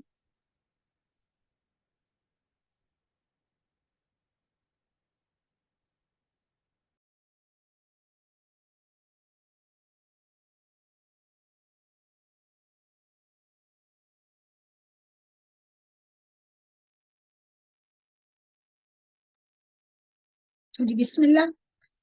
तो तुम अल्लाह के हुक्म से अजाब का आने का इंतजार करो और अल्लाह फासिकों को हिदायत नहीं देता। तो ये हदीस है इस बारे में जी, इस जात की कसम जिसके हाथ में मेरी जान है, तुम में से कोई उस वक्त तक मोमिन नहीं हो सकता जब तक कि मैं उसके वालिद और उसकी औलाद से भी ज्यादा उसका महबूब ना हो जाऊं। दूसरी जगह फरमाया कि उसके घर वालों, उसके माल और तमाम लोगों से ज्यादा महबूब ना हो जाऊं। तो हमें ये अपने आप को इस जगह रख के हमने सोचना है कि अल्लाह सुब्हान व तआला की जात और नबी सल्लल्लाहु अलैहि वसल्लम की जात के साथ साथ हम इस जुबानी कलामी तो बहुत दावे करते हैं कि हम आशिक रसूल हैं सल्लल्लाहु अलैहि वसल्लम, हम अल्लाह सुब्हानहू व तआला को मानने वाले हैं, लेकिन क्या वाकई हमारे दिल इस बात की गवाही देते हैं, क्या वाकई हमारे अमल इस बात की गवाही देते हैं कि हम वाकई नबी सल्लल्लाहु अलैहि वसल्लम हमें दुनिया और माफिया की हर नेमत से ज्यादा अजीज हैं? अगर वाकई ये बात सच है तो हमारा हर अमल, हमारा हर कौल, हमारा हर फेल उनके बताए हुए तरीके के मुताबिक होना चाहिए। यकीनन अल्लाह ने बहुत से मैदानों में तुम्हें फतह दी है, और हुनैन की लड़ाई, अच्छा ये फतह मक्का के बाद हुई थी, फौरन रमदान में फतह मक्का रमदान में हुआ था, और रमदान के बाद शवाल में फिर ये हुनैन की लड़ाई हो गई थी। और हुनैन की लड़ाई वाले दिन भी जबकि तुम्हें अपनी कसरत पे नाज हो गया था, ये मुसलमानों को कहा जा रहा है, लेकिन उसने तुम्हें कोई फायदा नहीं दिया, बल्कि जमीन बावजूद अपनी कुशादगी के तुम पर तंग हो गई, फिर तुम पीठ फेर कर भाग खड़े हुए। अच्छा जी, जंगे हुनैन का जिक्र है यहाँ पे, और उनके जो कबाइल थे ना, वो माहिर तीरंदाज थे, बहुत जबरदस्त, और उनको पता था कि मुसलमानों ने उन पे हमला करना है, तो उन्होंने पहले ही मतलब वो अपनी पोजीशन संभाल ली थी। लेकिन मुसलमान चूंकि उस वक्त मक्का फतह हो चुका था, तो मुसलमानों को अपनी कसरत पे उनके दिल में ये बात आ गई कि आज तो हम कभी भी नहीं हारेंगे, क्योंकि एक तो हमारे पास माल भी बहुत है और हमारे पास कसरत भी बहुत है। तो जब मुसलमान अल्लाह पे भरोसा करने के बावजूद बजाय अपनी कसरत पे नाज किया उन्होंने, तो फिर अल्लाह ताला ने जो है वो मामला उल्टा दिया कि वो उन्होंने ऐसी जबरदस्त तीर अंदाजी की कि मुसलमानों के पांव उखड़ गए। तो यहाँ पे फिर सिर्फ कहा जाता है कि 100 के करीब मुसलमान मैदान जंग में रह गए। आप सल्लल्लाहु अलैहि वसल्लम मुसलमानों को पुकार रहे थे कि ए अल्लाह के बंदो, मेरे पास आओ, मैं अल्लाह का रसूल हूँ। तो फिर आपने हजरत अब्बास रजी अल्लाह ताला अन्हु को, जिनकी आवाज बहुत बुलंद थी, हुक्म दिया कि वो मुसलमानों को जमा करने के लिए आवाजें दें। चुनाचे उनकी निदा सुन के मुसलमान सख्त परेशान हुए, दोबारा मैदान जंग में आए और जम के फिर उन्होंने लड़ाई की। और फिर अल्लाह सुब्हानहू व तआला ने इस तरह मुसलमानों की मदद की और उन पे सकीनत नाजिल फरमाई, जिससे उनके दिलों से फिर दुश्मन का खौफ दूर हो गया। फिर आया नंबर 26 है, फिर अल्लाह ने अपनी तरफ से तस्कीन अपने नबी पर और मोमनों पर उतारी, और अपने वो लश्कर भेजे जिन्हें तुम नहीं देख रहे थे, ठीक है, फरिश्ते, और काफरों को पूरी सजा दी, और उन कफार का यही बदला था। ठीक है, तो यहाँ पे मुसलमानों को जंगी कैदी भी मिले, माल भी मिला, ठीक है। तो आप सल्लल्लाहु अलैहि वसल्लम ने बहुत सारे जो कैदी थे वो हुनैन वाले को वापस कर दिए। तो ये ताइफ वाले जो हैं, ये जिन्होंने नबी सल्लल्लाहु अलैहि वसल्लम को इतनी ज्यादा तकलीफें दी थी, ये भी उन्हीं में से थे। तो फिर उनको माफ कर दिया, वो लोग फिर बाद में मुसलमान हो गए। फिर उसके बाद भी अल्लाह जिस पर चाहेगा तवज्जो फरमाएगा, और अल्लाह ही बख्शिश और मेहरबानी करने वाला है। ऐ ईमान वालो, आया 28 है, या युल्लज़ीना आमनू, बेशक मुशरिक बिल्कुल ही नापाक है। सुभान अल्लाह, नापाक हैं यानी कि उनके अकायद और उनके अमाल के लिहाज से वो नापाक हैं, ठीक है। तो बाज के नजदीक मुशरिक जाहिर और बातन दोनों लिहाज से नापाक हैं, ठीक है, क्योंकि वो अपनी तहारत का कोई एहतमाम नहीं करते।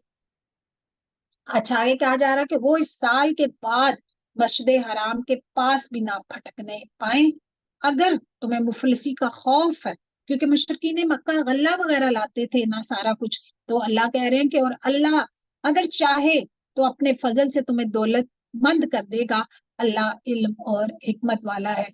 जो किस्मत में लिखा हुआ है ना, वो अल्लाह ताला देगा।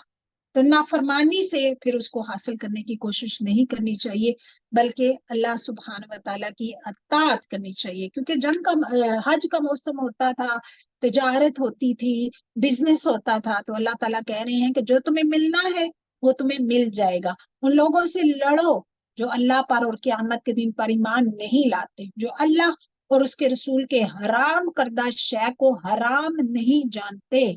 یہ بھی عبادت ہے کہ اللہ تعالیٰ کی، ہمارے مذہب کا حصہ ہے کہ اللہ تعالیٰ کی حرام کی ہوئی چیزوں کو حرام جاننا، نہ دین حق کو قبول کرتے ہیں ان لوگوں میں سے جنہیں کتاب دی گئی ہے، یہاں تک کہ وہ ذلیل و خوار ہو کر اپنے ہاتھوں سے جزیہ ادا کریں۔ یہود کہتے ہیں کہ عزیر اللہ کا بیٹا ہے، اور نصرانی کہتے ہیں کہ مسیح اللہ کا بیٹا ہے۔ یہ قول صرف ان کے منہ کی بات ہے، اگلے منکروں کی بات کی یہ بھی نقل کرنے لگے، اللہ انہیں غارت کر دے، وہ کدھر بہکے جا رہے ہیں۔ ان لوگوں نے اللہ کو چھوڑ کر اپنے عالموں اور درویشوں کو رب بنا لیا ہے، اور مریم کے بیٹے مسیح کو بھی، حالانکہ انہیں صرف ایک اکیلے اللہ کی ہی عبادت کا حکم دیا گیا ہے، جس کے سوا کوئی معبود نہیں، وہ پاک ہے اور ان کے شریک مقرر کرنے سے۔ رب کون ہے؟ وہ جو کہ قوانین بناتا ہے، اور ہم نے اس کے قوانین کو ماننا ہے۔ اس آیت کی تفسیر میں حضرت عدی بن حاتم، جو کہ پہلے عیسائی تھے بعد میں مسلمان ہوئے، وہ کہتے ہیں کہ میں نے نبی صلی اللہ علیہ وآلہ وسلم سے جب یہ آیت سنی، عرض کیا کہ یہود و نصارہ نے اپنے علماء کو تو کبھی رب نہیں مانا، تو پھر یہ اللہ تعالیٰ نے کیوں یہ بات کہی ہے؟ آپ صلی اللہ علیہ وآلہ وسلم نے فرمایا یہ ٹھیک ہے کہ تم نے ان کی عبادت نہیں کی، لیکن بات یہ ہے کہ ان علماء نے جس بات کو حرام کہا تم نے اس کو حرام مانا، جس کو حلال کہا تم نے اس کو حلال جانا، تو یہ پھر ان کو رب ماننا ہی ہے، کیونکہ حلال اور حرام کا اختیار صرف اللہ تعالیٰ کی ہی ذات کو ہے۔ وہ چاہتے ہیں کہ اللہ کے نور کو اپنے منہ سے بجھا دے، اور اللہ انکاری ہے مگر اس بات کا کہ اپنا نور پورا کرے، وہ کافر ناخوش ہی ہوں۔ آیا نمبر 33 ہے، اس نے اپنے رسولوں کو ہدایت اور سچے دین کے ساتھ بھیجا ہے کہ اسے اور تمام ادیان پر غالب کر دے، اگرچہ مشرک برا ہی مانے۔ تو اے ایمان والو، اکثر علماء اور عابد لوگوں کا مال نہ حق کھا جاتے ہیں اور اللہ کی راہ سے روک دیتے ہیں، اور جو لوگ سونے چاندی کا خزانہ رکھتے ہیں اور اللہ کی راہ میں خرچ نہیں کرتے، انہیں دردناک عذاب کی خوشخبری دے دیجیے۔ تو جی، کنز وہ مال ہوتا ہے جس پہ زکوٰۃ نہ دی جائے، زکوٰۃ واجب ہو لیکن آپ زکوٰۃ نہ دیں، تو 1 سال گزر جانے کے بعد اگر آپ کے پاس شریعت کے مطابق جتنا مال ہو پہ زکوٰۃ فرض ہے، اگر آپ زکوٰۃ نہیں دیں گے تو پھر ان کے لیے سخت عذاب ہے۔ اتنی سخت سزا کیوں؟ کیونکہ انسان کو سب سے زیادہ مال سے محبت ہوتی ہے، اور اللہ کا قاعدہ ہے کہ جس چیز سے انسان اللہ کو چھوڑ کے اس سے محبت کرتا ہے پھر اس کی سزا بھی اتنی ہی سخت ہوتی ہے۔ تو اللہ معاف کرے جی، ہم بہنوں پہ اگر زیور ہماری ملکیت ہے، ہماری، تو خامد اس کی زکوٰۃ دینے کے ذمہ دار نہیں ہے۔ اگر ہم مالک ہیں جس چیز کے تو اس کے ذمہ دار زکوٰۃ کے بھی ہم خود ہیں۔ دیکھیں جی سزا کیا ہے، جس دن اس خزانے کو آتش میں تپایا جائے گا، تو وہ آتش دوزخ میں، دوزخ کی آگ کا سب کو پتا ہے نا کہ دنیا کی آگ سے 69 گنا زیادہ وہ سخت ترین وہ آگ ہے۔ پھر اس سے ان کی پیشانیوں، مطلب فرنٹ پہ اور پہلو اور پیٹھیں داغ دی جائیں گی، پوری باڈی، یعنی کہ فرنٹ بیک چہرے، اور ان سے کہا جائے گا یہ ہے جسے تم نے اپنے لیے خزانہ بنا رکھا تھا، بس اپنے خزانوں کا مزہ چکھو۔ تو جو مال روک دیا جاتا ہے، جو اللہ کی راہ میں خرچ نہیں کیا جاتا، وہ مال پھر وبال بن جاتا ہے، ٹھیک ہے۔ ہو سکتا ہے آپ اس کو اپنی زکوٰۃ اگر آپ دیتے ہیں تو الحمدللہ دیٹس فائن، کیونکہ زکوٰۃ کے معنی ہے نشو و نما، زکوٰۃ خوشی سے دینی چاہیے، اور اگر ضرورت، اگر آپ اپنی حیثیت کے مطابق سے زیادہ زکوٰۃ بھی دے سکتے ہیں تو برکت ہے، اس میں خیر ہے۔ لیکن جو لوگ پھر اس اپنے مال پہ زکوٰۃ نہیں دیتے تو پھر ان کے لیے سخت عذاب ہے۔ مہینوں کی گنتی اللہ کے نزدیک کتاب اللہ میں 12 ہی ہے، شروع سے مہینے 12 ہی ہیں، ٹھیک ہے، اس دن سے جب سے آسمان و زمین کو اس نے پیدا کیا ہے، ٹھیک ہے۔ ان میں سے 4 مہینے حرمت والے ہیں، ذی القعدہ، ذی الحجہ، محرم، اور چوتھا جو ہے وہ رجب ہے۔ 3 جو ہیں ون آفٹر دی ادر ہیں، اور چوتھا جو ہے اس کے درمیان جمادی آخر اور شعبان کے درمیان میں وہ آتا ہے۔ تو ان کی جو ترتیب ہے یہ خود اللہ تعالیٰ نے رکھی ہے، ٹھیک ہے۔ تو دیکھتے ہیں جی آگے، یہی درست دین ہے، تم ان مہینوں میں اپنی جانوں پہ ظلم نہ کرو، اور تم تمام مشرکوں سے جہاد کرو جیسے کہ وہ تم سے لڑتے ہیں، اور جان لو کہ اللہ متقیوں کے زیادہ قریب ہے۔ کہ جنگ جو ہے ان مہینوں میں نہیں کرنی، لیکن اگر مجبور کر دیں تمہیں، تم سے لڑے کفار، تو تم بھی ان سے لڑو۔ لیکن کفار جو ہے آگے دیکھیں کیا کرتے ہیں کہ مہینوں کو آگے پیچھے کر دینا کفر میں زیادتی ہے۔ تو عربوں میں حرمت والے مہینوں میں قتال اور جدال، لوٹ مار کو سخت ناپسند سمجھا جاتا تھا، لیکن مسلسل 3 مہینے ان کی حرمت کو ملحوظ رکھتے ہوئے قتل و غارت سے اجتناب ان کے لیے بہت مشکل تھا۔ لگتا ہے ان کی جیسے شوق ہوتا تھا ان کو لڑائی کرنے کا۔ تو شکر کرنا چاہیے انسان کو کہ امن کا ٹائم ہے، لیکن وہ ان کو امن شاید پسند ہی نہیں تھا۔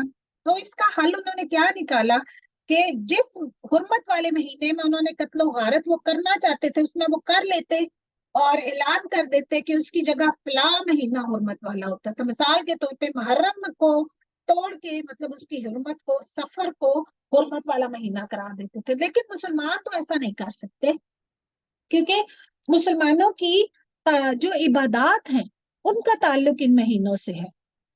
حج جو ہے ذوالحج میں ہی ہوگا، اور کسی مہینے میں آپ چاہے کتنی دوڑ دھوپ کر لیں، آپ حج تو حج کے مہینے میں، اب وہ حج تو آپ کا نہیں ہوگا۔ رمضان ہے اسی طرح، مہینے تو مطلب رمضان میں ہی انسان نے روزے رکھنے۔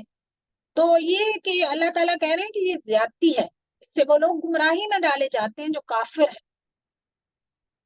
1 سال تو اسے حلال کر دیتے، ٹھیک ہے، اور 1 سال اس کو حرمت والا قرار دے دیتے، تاکہ اللہ نے جو حرمت رکھی ہے اس کے شمار میں تو موافق کر لیں، پھر اسے حلال بنا دیں جسے اللہ نے حرام کیا ہے، اور ان کے لیے ان کے برے کام خوشنما بنا دیے گئے، اور قوم کفار کی اللہ رہنمائی نہیں فرماتا۔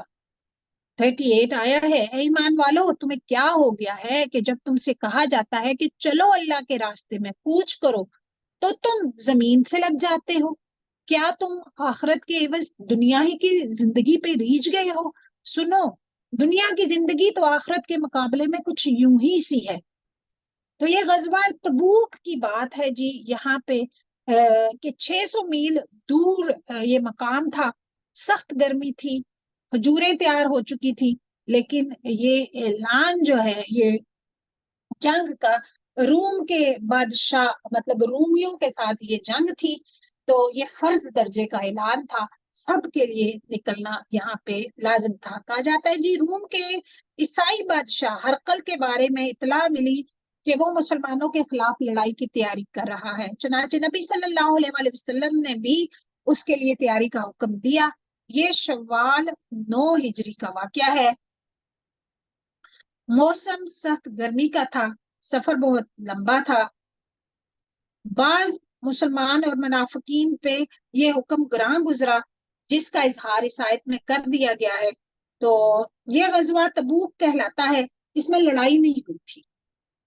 20 روز مسلمان ملک شام کے قریب تبوک میں رہ کر واپس آ گئے۔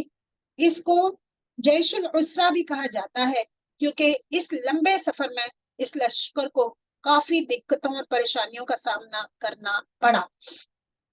تو لیکن کچھ لوگوں نے پھر مسلمان بھی جو انہوں نے سستی کی، پیچھے رہ گئے. تو دیکھتے ہیں اگر تم نے کچھ نہ کیا تو تمہیں اللہ دردناک عذاب دے گا اور تمہارے سوا اور لوگوں کو بدل لائے گا. تم اللہ کو کوئی نقصان نہیں پہنچا سکتے اور اللہ ہر چیز پہ قادر ہے. تو استغفار جی، یہ بہت ہی اہم ترین ہدایات ہیں یہاں پہ. ٹھیک ہے، آخرت کے آرام کے لیے دنیا میں محنت لازمی. تو اللہ کے دین کو ہماری ضرورت نہیں ہے. اگر آج ہم یہاں پہ نہیں بیٹھیں گے تو کیا اللہ کے دین کا کام رک جائے گا؟ اللہ تعالیٰ کا وعدہ ہے، اللہ تعالیٰ نے کہا ہوا ہے کہ تم سے بہتر ہم جیسے نالائق اور گنہگار لوگوں کو اگر اللہ نے الحمدللہ اپنی کتاب سے جوڑا ہے، یہاں پہ بٹھا دیا ہے الحمدللہ، تو کیا اگر ہم نہیں بیٹھیں گے تو اللہ کے دین کا کام رک جائے گا؟ ایسے کبھی بھی نہیں ہوتا. تو اللہ تعالیٰ کہہ رہے ہیں کہ تم اللہ کو کچھ بھی نقصان نہیں پہنچا سکتے. تو اگر تم اللہ کے رسول کی مدد نہ کرو گے تو کوئی پرواہ نہیں، اللہ تو اپنے فرشتوں سے مدد دے دے گا. اور اللہ ہی نے ان کی مدد کی اس وقت جب کہ اسے کافروں نے دیش سے نکالا تھا، جبکہ دو میں سے تیسرا جبکہ وہ دونوں غار میں تھے. لا تحزن ان اللہ معنا. یہ جو آیا کا یہ حصہ ہے نا، یہ انسان کے، میں کہتی ہوں کہ اس کو موٹیویٹ کرنے کے لیے یہ بہت بہت بڑا مطلب آیا کا یہ حصہ بہت پاورفل ہے. کبھی بھی کوئی غم، کوئی پریشانی، کوئی مشکل حالات کیسے بھی ہوں، لا تحزن، غم نہ کرے، اللہ ساتھ ہے نا. تو یہ حضرت ابوبکر صدیق کو نبی صلی اللہ علیہ وآلہ وسلم یہاں پہ جی سبحان اللہ اہم ترین واقعہ ہے کہ کہہ رہے تھے کہ غم نہ کر، اللہ ہمارے ساتھ ہے. پھر اللہ نے اس پر اپنی طرف سے تسکین قلب نازل فرما کر ان لشکروں سے اس کی مدد کی جنہیں تم نے دیکھا ہی نہیں. اللہ اکبر. ایک سکینت نازل کی، فرشتوں سے پھر مدد کی، اس نے کافروں کی بات پست کر دی اور بلند و بالا تو اللہ ہی کا کلمہ ہے. اللہ غالب ہے، خوب حکمت والا ہے. سبحان اللہ جی. یہاں پہ جو بہترین اصول یہ ہیں کہ دین کے معاملے میں ایک دوسرے کو جو ہے حق کی اور صبر کی تلقین کرتے رہنا چاہیے، کیونکہ اگر ہم ایک دوسرے کی مدد دین کے معاملے میں نہیں کریں گے تو مطلب وہ پھر کانسیکوینسز ہمیں پتہ ہے کہ حضرت ابوبکر صدیق کی یہاں پہ فضیلت جو ہے وہ بیان ہوئی ہے. پتہ چلتی ہے کہ نبی صلی اللہ علیہ وآلہ وسلم نے فرمایا کہ جتنا نفع مجھے ابوبکر کے مال نے دیا کسی نے نہیں دیا. میری طرف سے ابوبکر کے گھر کی کھڑکی چھوڑ کر اس مسجد کی تمام کھڑکیاں بند کر دی جائیں. ہر جگہ حضرت ابوبکر صدیق آپ صلی اللہ علیہ وآلہ وسلم کے ساتھ ہوتے تھے، مرنے کے بعد بھی آپ صلی اللہ علیہ وآلہ وسلم کے ساتھ ہی ہیں. تو سبحان اللہ. تو جو لوگ اس دنیا میں پھر اللہ سبحانہ و تعالیٰ کے دین کے مددگار بنتے ہیں تو پھر آخرت میں بھی انہی کو کامیابی ملتی ہے. تو غم جو ہے، اس میں غم سے بچنے کا ہمیں سبق دیا گیا ہے، کیونکہ غم انسان کی صلاحیتوں کو کھا جاتے ہیں. ڈپریشن، غم، خوف، آپ چاہے کتنے بھی قابل انسان ہوں لیکن آپ کی اندر کی جو جنگ ہے وہ آپ کو کمزور کر دیتی ہے. تو یہاں پہ یہ ہے کہ انسان کو دعائیں بھی مانگنی چاہیے، کیونکہ واقعی یہ حقیقی بیماریاں ہیں اور کسی کو کسی عمر میں بھی یہ پرابلمز ہو سکتی ہیں، اور دعائیں بھی کرنی چاہیے، میڈیکیشن بھی لینی چاہیے، اور اللہ تعالیٰ سے ہمیشہ یہ دعا مانگنی چاہیے کہ اللہ بے شک میں تیری پناہ لیتی ہوں دکھ اور غم اور عاجزی اور سستی اور بخل اور بزدلی اور قرض کے بوجھ سے اور لوگوں کے دباؤ سے. تو جو پھر انسان احسان کرتا ہے اللہ تعالیٰ کے دین میں، احسان کا جو رویہ انسان اختیار کرتا ہے تو اس کا اللہ تعالیٰ تو پھر کسی کا ادھار نہیں رکھتے ہیں نا. تو یہ اعزاز دیکھیں ماشاءاللہ حضرت ابوبکر صدیق کو کیا کیا انعامات سے نوازا گیا.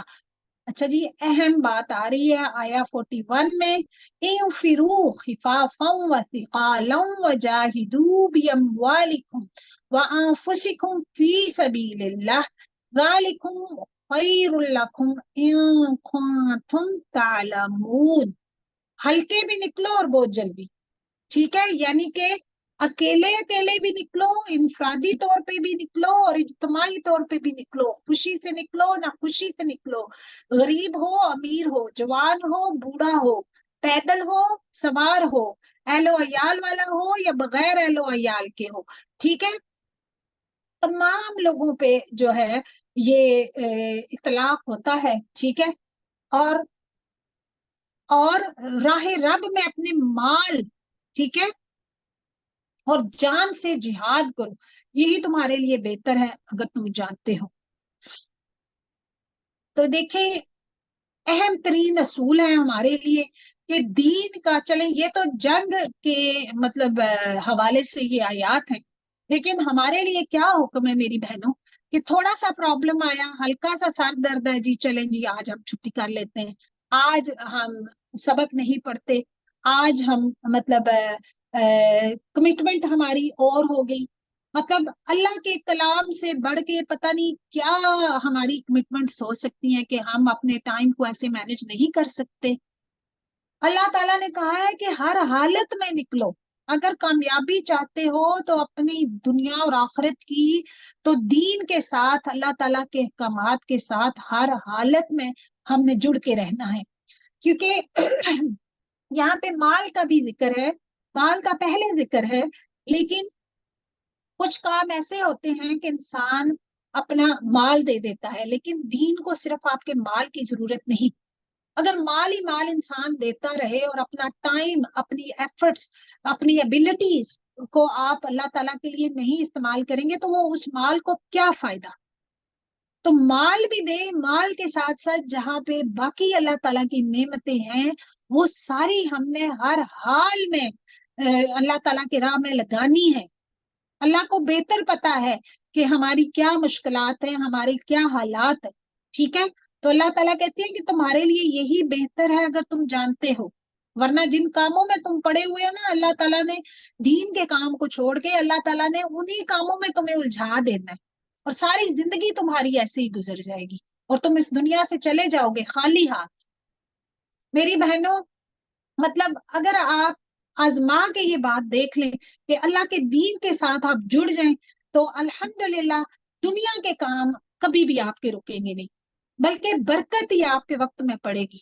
और आपका कुरान पाक आप पढ़ेंगे, कोई हदीस पढ़े, कुछ भी कोई भी इल्म, नफामंद इल्म आप हासिल करेंगे, तो आप हर वक्त दिन का आपका हिस्सा जो है वो अल्लाह के कलाम के साथ आपका जुड़ेगा।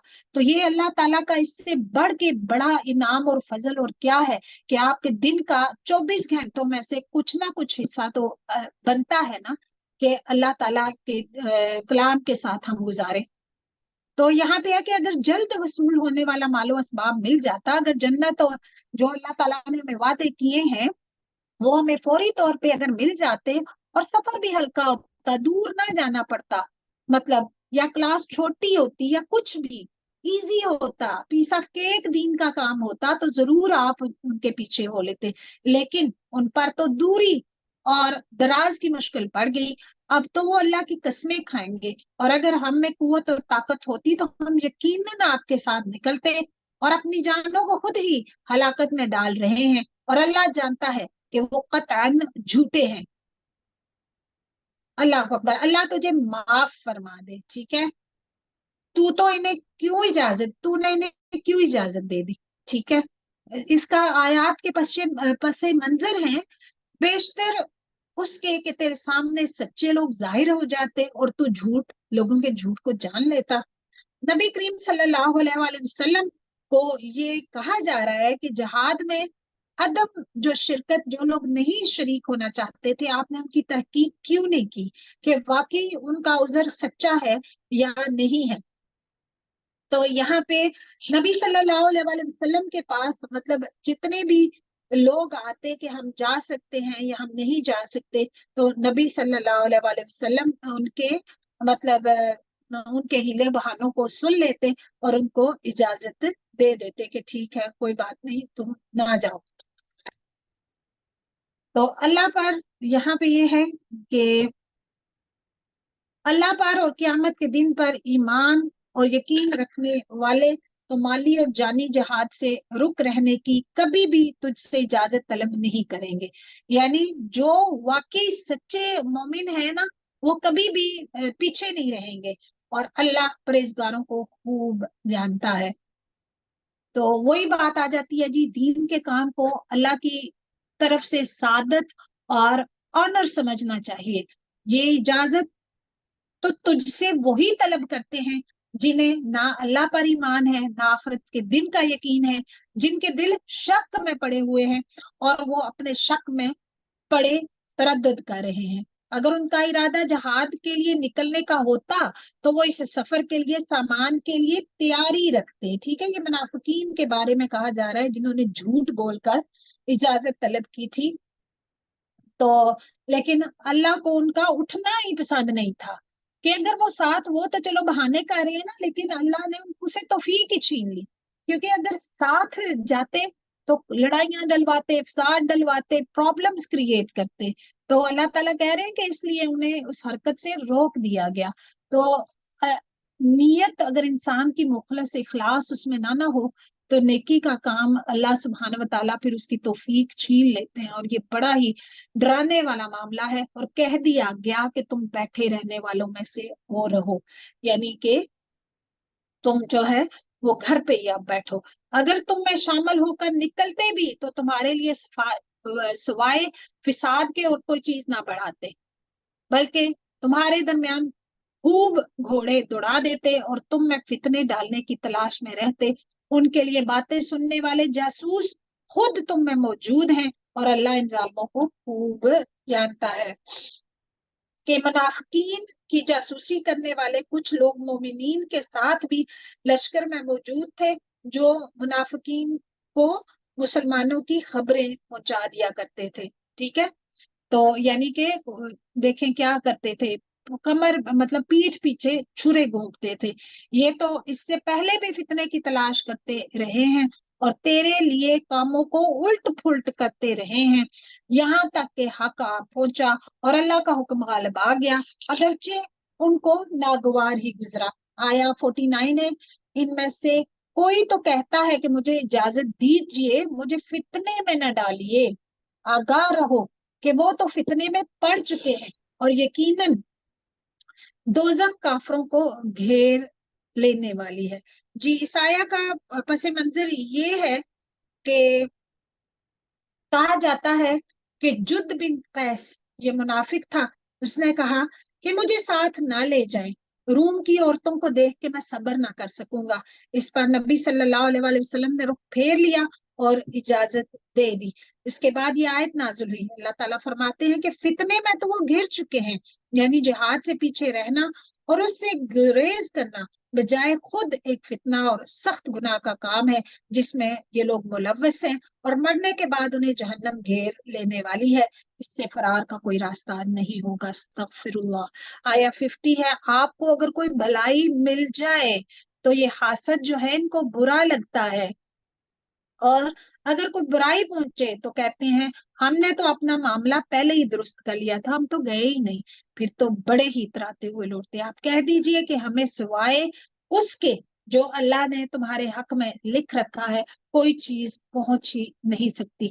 वो हमारा कारसाज और मौला है। मोमनों को तो अल्लाह की जात पाक पर भरोसा रखना चाहिए। कह दीजिए कि तुम हमारे बारे में जिस चीज का इंतजार कर रहे हो वो दो भलाइयों में से एक है, और हम तुम्हारे हक में इसका इंतजार करते हैं कि या तो अल्लाह तुम्हें अपने पास से कोई सजा दे या हमारे हाथों से। बस एक तरफ तुम मुंतजिर रहो, दूसरी जानब तुम्हारे साथ हम भी मुंतजिर हैं। 53 है, कह दीजिए कि तुम खुशी या ना खुशी किसी तरह भी खर्च करो, कबूल तो हरगिज ना किया जाएगा, तुम लोग यकीनन फासिक हो। तो यहाँ पे ये है कि अगर तुम खर्च करोगे तो कबूल नहीं किया जाएगा। ठीक है, मतलब ये कि दोनों बातें बराबर हैं, ان فاسقوں کے لیے. ٹھیک ہے. تو کیونکہ منافقین کی طرف یہ اشارہ ہے کہ صدقہ وہی قبول ہوتا ہے جو دل کی خوشی سے دیا جائے اور اللہ کی رضا کے لیے دیا جائے. کوئی سبب ان کے خرچ کی قبولیت کے نہ ہونے کا اس کے سوا نہیں کہ وہ اللہ اور اس کے رسول کے منکر ہیں. ٹھیک ہے. کہ ان کے صدقے کا کچھ لوگ کہتے تھے کہ ہم نہیں جا سکتے, یہ کچھ مال ہماری طرف سے لے لیں, تو وہ ان کا مال تک قبول نہیں کیا گیا تھا. اور بڑی کاہلی ہی سے وہ نماز کو آتے ہیں. دیکھیں یہ منافقوں کی صفت ہے کہ وہ نماز کے لیے مطلب وہ سستی کرتے ہیں اور برے دل ہی سے خرچ کرتے ہیں, اور خوشی سے وہ خرچ بھی نہیں کرتے. آپ کو ان کا مال اور اولاد تعجب میں نہ ڈالے. ٹھیک ہے. کیونکہ کثرت جو منافقین ہوتے ہیں یا مشرکین, یہ دنیا تو اللہ سبحانہ و تعالیٰ کے نزدیک مچھر کے پر برابر بھی اس کا کوئی حیثیت نہیں ہے. تو کسی کی حیثیت دیکھ کے کہ آپ نے ان سے امپریس نہیں ہونا ہے.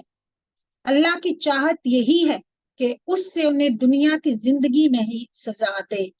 یعنی کہ منافقین کی زکوٰۃ و صدقات جو مسلمان ظاہر کر کے دیتے ہیں دنیا میں قبول کر لیے جائیں, تاکہ اس طریقے سے ان کو مالی طور پر دنیا میں یعنی کہ اللہ سبحانہ وتعالیٰ یہی کہہ رہے ہیں کہ ان کی جو دولت ہے, کیونکہ اس کو وہ غلط راہوں پہ لگاتے ہیں, تو یہی دولت پھر ان کے لیے آزمائش ہے, اور ان کے کفر ہی کی حالت میں ان کی جانیں نکلیں گی.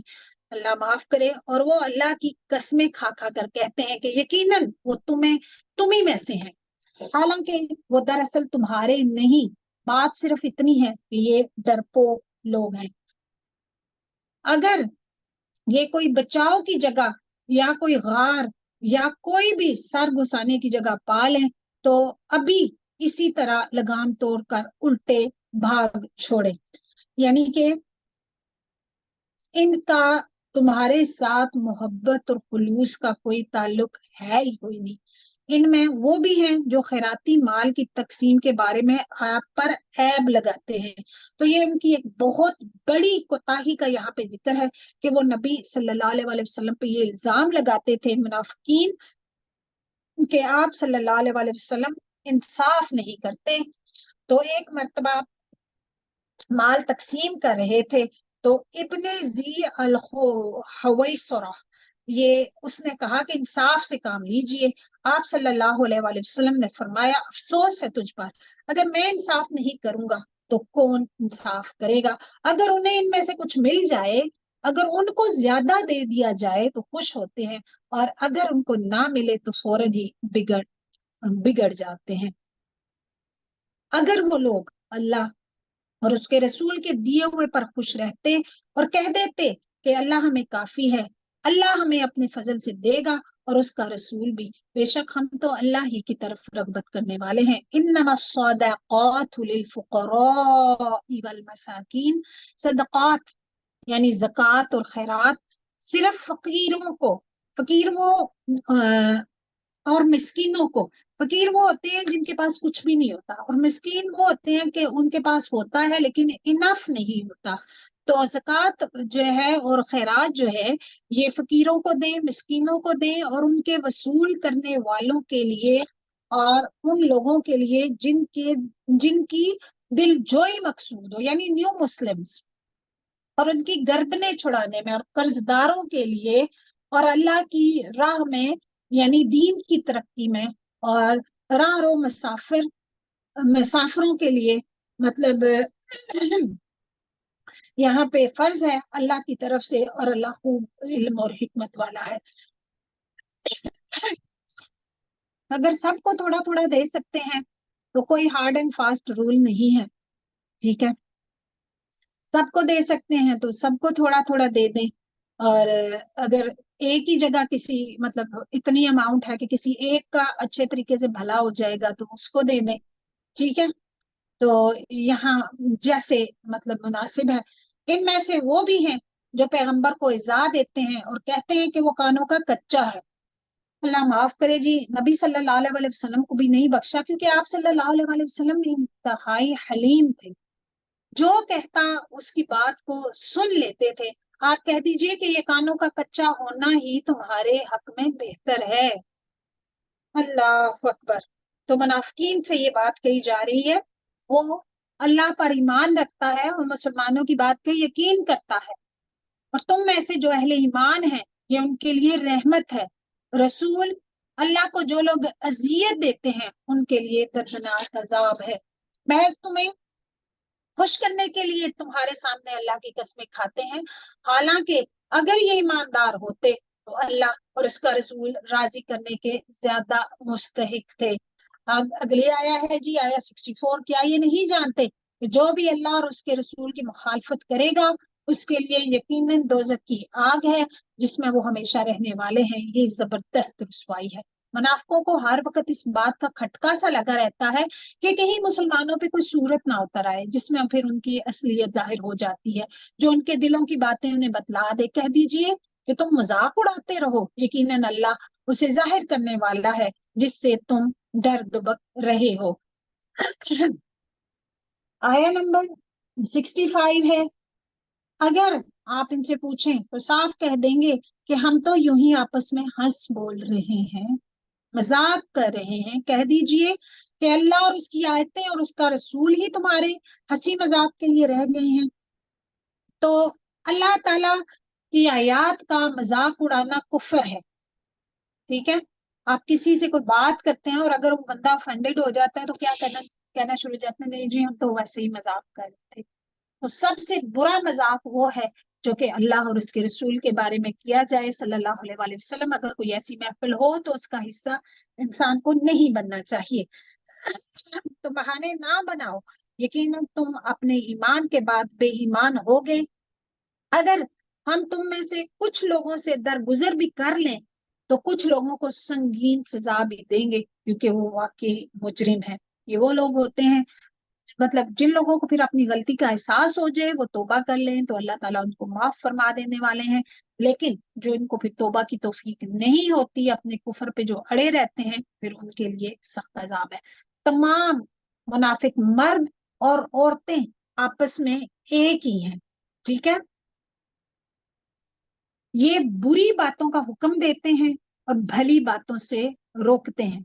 सो मुनाफिक सिर्फ मर्द ही नहीं होते, औरतें भी होती हैं। ठीक है, तो मुनाफिक की जरा अलामात देखें कि जहां पे मुसलमानों को अमर बिल मारूफ और नहीं अनिल मुनकर का हुक्म दिया गया है, उसके अपोजिट ये करते हैं। ठीक है, कि बुरी बातों का हुक्म देते हैं और भली बातों से रोकते हैं और अपनी मुट्ठी को बंद रखते हैं, यानी कि बुखल। लेकिन मोमिन की क्या सिफत है कि वो अल्लाह की राह में वो खर्च करता है। ठीक है, और ये अल्लाह को भूल गए, अल्लाह ने इनको भुला दिया।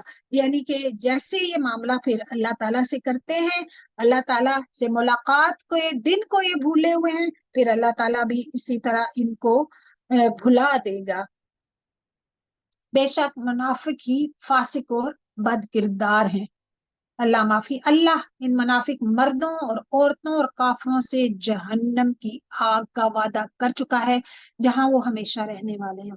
बहुत सख्त अहकामात हैं जी इस सूरा में, वही इन्हें काफी है। इन पर अल्लाह की फटकार है और इन पर उनके लिए दायमी अजाब है। अल्लाह ताला से उसकी रहमत मांगनी चाहिए, अल्लाह ताला हमें बचाए। मुनाफिकों, तुम्हारा हाल मिसल इन लोगों के है जो तुमसे पहले थे। ठीक है, तुमसे वो ज्यादा कुव्वत वाले और ज्यादा माल और औलाद वाले भी थे। ठीक है, पास उन्होंने अपने हिस्से से खूब यानी दुनिया का फायदा उठाया और तुमने अपने हिस्से से फायदा उठाया। जिस तरह तुमसे पहले के लोगों ने अपने हिस्से से फायदा उठाया और तुमने भी इसी तरह मजाकाना बहस की जिस तरह उन्होंने की थी। यानी कि अल्लाह के अजाब को भी, अल्लाह के दीन को भी उन्होंने मतलब मजाक उड़ाया उसका, तो उनके अमाल दुनिया और आखिरत में गारत हो गए। उफ, तो मुनाफिकत की बुनियादी वजह जी दुनिया से शदीद मोहब्बत है। तो यही लोग, इनके अमाल दुनिया और आखिरत में गर्क हो गए, यही लोग नुकसान पाने वाले हैं। क्या उन्हें اپنے سے پہلے لوگوں کی خبریں نہیں پہنچی، یعنی کہ قوم نوح، عاد، ثمود، قوم ابراہیم، اہل مدین، اہل مؤتفقات یعنی قوم لوط، یعنی الٹی ہوئی بستیوں کے رہنے والے. یہ ان 6 قوموں کا حوالہ دیا گیا ہے جن کا مسکن ملک شام ہی تھا. تو یہ کیونکہ شام کا علاقہ عرب کے پاس ہی ہے، تو ان کو بتایا جا رہا ہے کہ یہ تمہارے پاس ہی کے لوگ تھے، اور ان کے بھی جو کرتوت تھے ایسے ہی تھے جیسے کہ تمہارے ہیں. ٹھیک ہے، تو ان کے پاس ان کے پیغمبر دلیلیں لے کر پہنچے. اللہ ایسا نہ تھا کہ ان پر ظلم کرے. اللہ نے تو اپنی رحمت کو اپنے مطلب حاوی کیا ہوا ہے، تو اللہ کیوں کسی پہ ظلم کرے گا، بلکہ خود ہی انہوں نے اپنے اوپر ظلم کیا. آگے جی پیچھے منافق مردوں اور عورتوں کا ذکر تھا. مومن مرد اور عورت آپس میں ایک دوسرے کے معاون اور دوست ہیں. جی یہاں پہ یہ ہے کہ مومن، حدیث ہے، مومن مومن کے لیے ایک دیوار کی طرح ہے جس کی ایک اینٹ دوسری اینٹ کی مضبوطی کا ذریعہ ہے. دوسری حدیث میں ہے کہ مومن کی مثال آپس میں ایک دوسرے کے لیے محبت کرنے، رحم کرنے اور ایک دوسرے کے ساتھ مہربانی کرنے میں ایک جسم کی طرح ہوتی ہے، کہ جب جسم کے ایک عضو کو تکلیف ہوتی ہے تو سارا جسم تپ کا یعنی بخار کا شکار ہو جاتا ہے اور وہ بیدار رہتا ہے. محسوس کر کے دیکھیں جی ذرا. اگلی میں پڑھتی ہوں ابھی آیا کا باقی کا حصہ. مومن مرد اور عورتیں آپس میں ایک دوسرے کے مددگار اور معاون دوست ہیں. وہ بلائیوں کا حکم دیتے اور برائیوں سے روکتے ہیں. یہ مومنین کی طرح جو صفات بیان ہو رہی ہیں ذرا اپنے اندر چیک کریں. بھلائی کا تو ہم حکم دے دیتے ہیں، لیکن برائی سے کسی کو روکنا، کیونکہ آج کے دور میں جی ہر کوئی یہی کہتا ہے کہ none of your business، ہم جو کر رہے ہیں وہ صحیح کر رہے ہیں، صحیح ہے، تو ہمیں آپ کی کوئی ضرورت نہیں ہے آپ کے روک ٹوک کی، کیونکہ اکثر آپ کسی کو اچھائی کا حکم دیں تو بندہ افینڈڈ ہو جاتا ہے. لیکن یہ ہے کہ اچھے الفاظ میں بہترین طریقے سے اگر آپ کو واقعی کسی سے محبت ہے، یا آپ کو اگر کوئی منع کر رہا ہے تو آپ اس کو اپنا محسن جانیں، کیونکہ وہ آپ کو جہنم کی آگ سے وہ انسان بچا رہا ہے. وہ اور کیا کرتے ہیں؟ نماز قائم کرتے ہیں، زکوٰۃ دیتے ہیں، اللہ اور اس کے رسول کی اطاعت کرتے ہیں. یہی لوگ ہیں جن پر اللہ بہت جلد رحم فرمائے گا. بے شک اللہ غریب والا حکمت والا ہے. تو اگر ہم نے اللہ کی رحمت پانی ہے نا، تو اللہ تعالیٰ کہہ رہے ہیں نا کہ ان لوگوں پہ اللہ تعالیٰ رحم کرے گا. تو اگر اللہ تعالیٰ کی رحمت ہم نے پانی ہے تو یہ سارے کام کرنے والے ہیں. لیکن جو سوچنے کی بات ہے آج کے دور میں وہ یہی ہے کہ مومن مرد اور مومن عورتیں آپس میں ایک دوسرے کے مددگار ہیں. تو ہمارے مسلمان بہن بھائی دنیا کے ہر حصے میں کٹ کے مر رہے ہیں. مطلب مشکل ترین، مطلب کل میں یہی سن رہی تھی کہ مسلمانوں کا جو مشکل ترین رمضان وہ غزوہ بدر والا، مطلب پہلا رمضان اور پہلی جنگ. اور آج بھی جو ہمارے مسلمان بہن بھائی ہیں غزہ میں، فلسطین میں، ہمیں پتہ ہے رمضان بھی آ گیا اور اوپر سے جنگ بھی. سبحان اللہ. تو ان کے تو درجات بلند سے بلند تر کہ نبی صلی اللہ علیہ وآلہ وسلم کی سنت ان پہ پوری ہو گئی ان پہ. اور اللہ سبحانہ و تعالیٰ سے ہمیں بہت اچھی امید ہے اور ہماری دعا ہے کہ اللہ سبحانہ و تعالیٰ ان کے لیے بھی اس جنگ کو غزوہ بدر جیسا بنا دے. اب اللہ تعالیٰ ان کی بھی جیسے مسلمانوں کو فتح ملی تھی غزوہ بدر میں. غزوہ تو خیر اس جنگ کو کہا جاتا ہے جس میں نبی صلی اللہ علیہ وآلہ وسلم خود شریک تھے. اب یہ غزوہ تو نہیں ہو سکتا، لیکن یہ جو جنگ وہ اللہ کے دین کی سربلندی کی خاطر جو وہ لوگ لڑ رہے ہیں، اللہ سبحانہ و تعالیٰ ان کو فتح اور اپنی مدد سے، اپنے فرشتوں کی مدد سے اللہ سبحانہ و تعالیٰ ان کو کامیابی سے ہمکنار کرے. یہ ان کی کامیابی ہے جو ہمیں نظر نہیں آ رہی. یہ دنیا تو عارضی ہے اور چلے ہی جانا ہے. چاہے میدان جنگ میں کوئی انسان جائے یا بستر پہ کسی کی موت آئے، موت نے تو آنا ہی آنا ہے. وہ لوگ تو عظیم لوگ ہیں جو کہ اپنی جانوں کی بازی لگا کے اللہ کے دین کی سربلندی کے لیے جو لوگ کام کر رہے ہیں آگے. مطلب لیکن ہمارا کیا رول ہے؟ اہم بات کہ مومن ایک دوسرے کی، مرد اور عورتیں کہ ہم کیا رول ادا کر رہے ہیں. میری آپ سب لوگوں سے یہی ریکویسٹ ہے، اور مطلب ایک صرف یاد دہانی ہے. مجھے پتا ہے کہ عمل میں ماشاء اللہ آپ لوگ ایک دوسرے سے بڑھ کے ہیں، اور اللہ تعالیٰ قبول و منظور فرمائے. لیکن ہمارا یہ رمضان، یہ مختلف رمضان ہونا چاہیے. ہر روز آپ کوشش کریں کہ کسی نہ کسی طرح ہم اپنا حصہ ڈالیں جو کہ ہماری استطاعت میں ہے. اپنے اخراجات کو آپ کم کریں، اپنی دعاؤں میں خاص طور پہ ان کو یاد رکھیں، مسلمان بہن بھائیوں کو. کیونکہ مجھے نہیں سمجھ آتی ہے کہ مسلمان مرد اور عورت آپس میں ایک دوسرے کے مددگار، معاون اور دوست کہاں سو گئے مسلمان. اللہ تعالیٰ رحم کرے گی ہم پہ. اے ایماندار مردوں اور عورتوں، ان ایماندار مردوں اور عورتوں سے اللہ نے ان جنتوں کا وعدہ کر رکھا ہے جن کے نیچے نہریں بہتی ہیں، جہاں وہ ہمیشہ ہمیشہ خوش رہنے والے ہیں. اور ان صاف ستھرے پاکیزہ محلات کا جو ہمیشگی والی جنتوں میں ہے. اور اللہ کی رضامندی سب سے بڑی چیز ہے، یہی زبردست کامیابی ہے. وہ لوگ تو کامیاب ہو گئے. دنیا میں تو شاید لوگ سمجھتے ہوں کہ مطلب وہ لوگ ہار رہے ہیں یا اپریسڈ ہیں. واقعی چلیں دنیا میں ان کو بہت شدید ترین تکلیفات میں ہیں، لیکن اصل جو کامیابی ہے، جو ایک مسلمان کا ایمان ہے، وہ تو ان کو مل چکی. اے نبی صلی اللہ علیہ وسلم، اب سختی کا حکم آ گیا ہے، کافروں اور منافقوں سے جہاد جاری رکھو. ٹھیک ہے، جیسے میں نے پہلے کہا کہ اور ان پہ سخت ہو جاؤ. کہ نبی صلی اللہ علیہ وسلم انتہائی نرم اور شفیق تھے. ٹھیک ہے، تو یہاں سے زبان سے سختی نہیں مراد، یعنی کہ عمل سے. کیونکہ جیسے ہر نبی کو جھٹلانے والوں پہ عذاب آیا، تو اب یہ اہل مکہ کے عذاب کا ٹائم تھا کہ ان کی اصل جگہ دوزخ ہے، جو نہایت بدترین جگہ ہے. وہ اللہ کی قسمیں کھا کر کہتے ہیں کہ انہوں نے نہیں کہا، حالانکہ یقیناً کفر کا کلمہ ان کی زبان سے نکل چکا ہے، اور وہ اپنے اسلام کے بعد کافر ہو گئے ہیں، اور انہوں نے اس کام کا قصد بھی کیا جو پورا نہ کر سکے. تو یہاں پہ اب کچھ واقعات نقل کیے گئے ہیں. مثلاً تبوک کی واپسی پر منافقین نے رسول اللہ صلی اللہ علیہ وسلم کے خلاف سازش کی کہ آپ صلی اللہ علیہ وسلم کو یعنی کہ ہلاک کر دیں گے، جس میں وہ کامیاب نہ ہو سکے. کہ 10-12 منافقین ایک گھاٹی میں آپ کے پیچھے لگ گئے. ٹھیک ہے، جنگ کا حکم تھا، نہیں گئے، واپس آ رہے ہیں نبی صلی اللہ علیہ وسلم تو ان کو ہلاک کرنے کی کوشش کر رہے ہیں. جہاں رسول اللہ صلی اللہ علیہ وسلم باقی لشکر سے الگ تقریباً تنہا گزر رہے تھے. ان کا منصوبہ یہ تھا کہ آپ صلی اللہ علیہ وسلم پہ حملہ کر کے آپ کو کا کام تمام کر دیں. اس کی اطلاع وحی کے ذریعے آپ کو دے دی گئی، جس سے آپ کا بچاؤ ہو گیا. اور وہ صرف اس بات کا انتقام لے رہے ہیں کہ انہیں اللہ نے اپنے فضل سے اور اس کے رسول نے دولت مند کر دیا. یعنی کہ مسلمانوں کو ہجرت کے بعد مدینہ میں مرکزی حیثیت حاصل ہو گئی تھی، جس کی وجہ سے وہاں تجارت اور کاروبار میں بھی فروغ ملا، اور اہل مدینہ کی معاشی حالت بہت اچھی ہو گئی.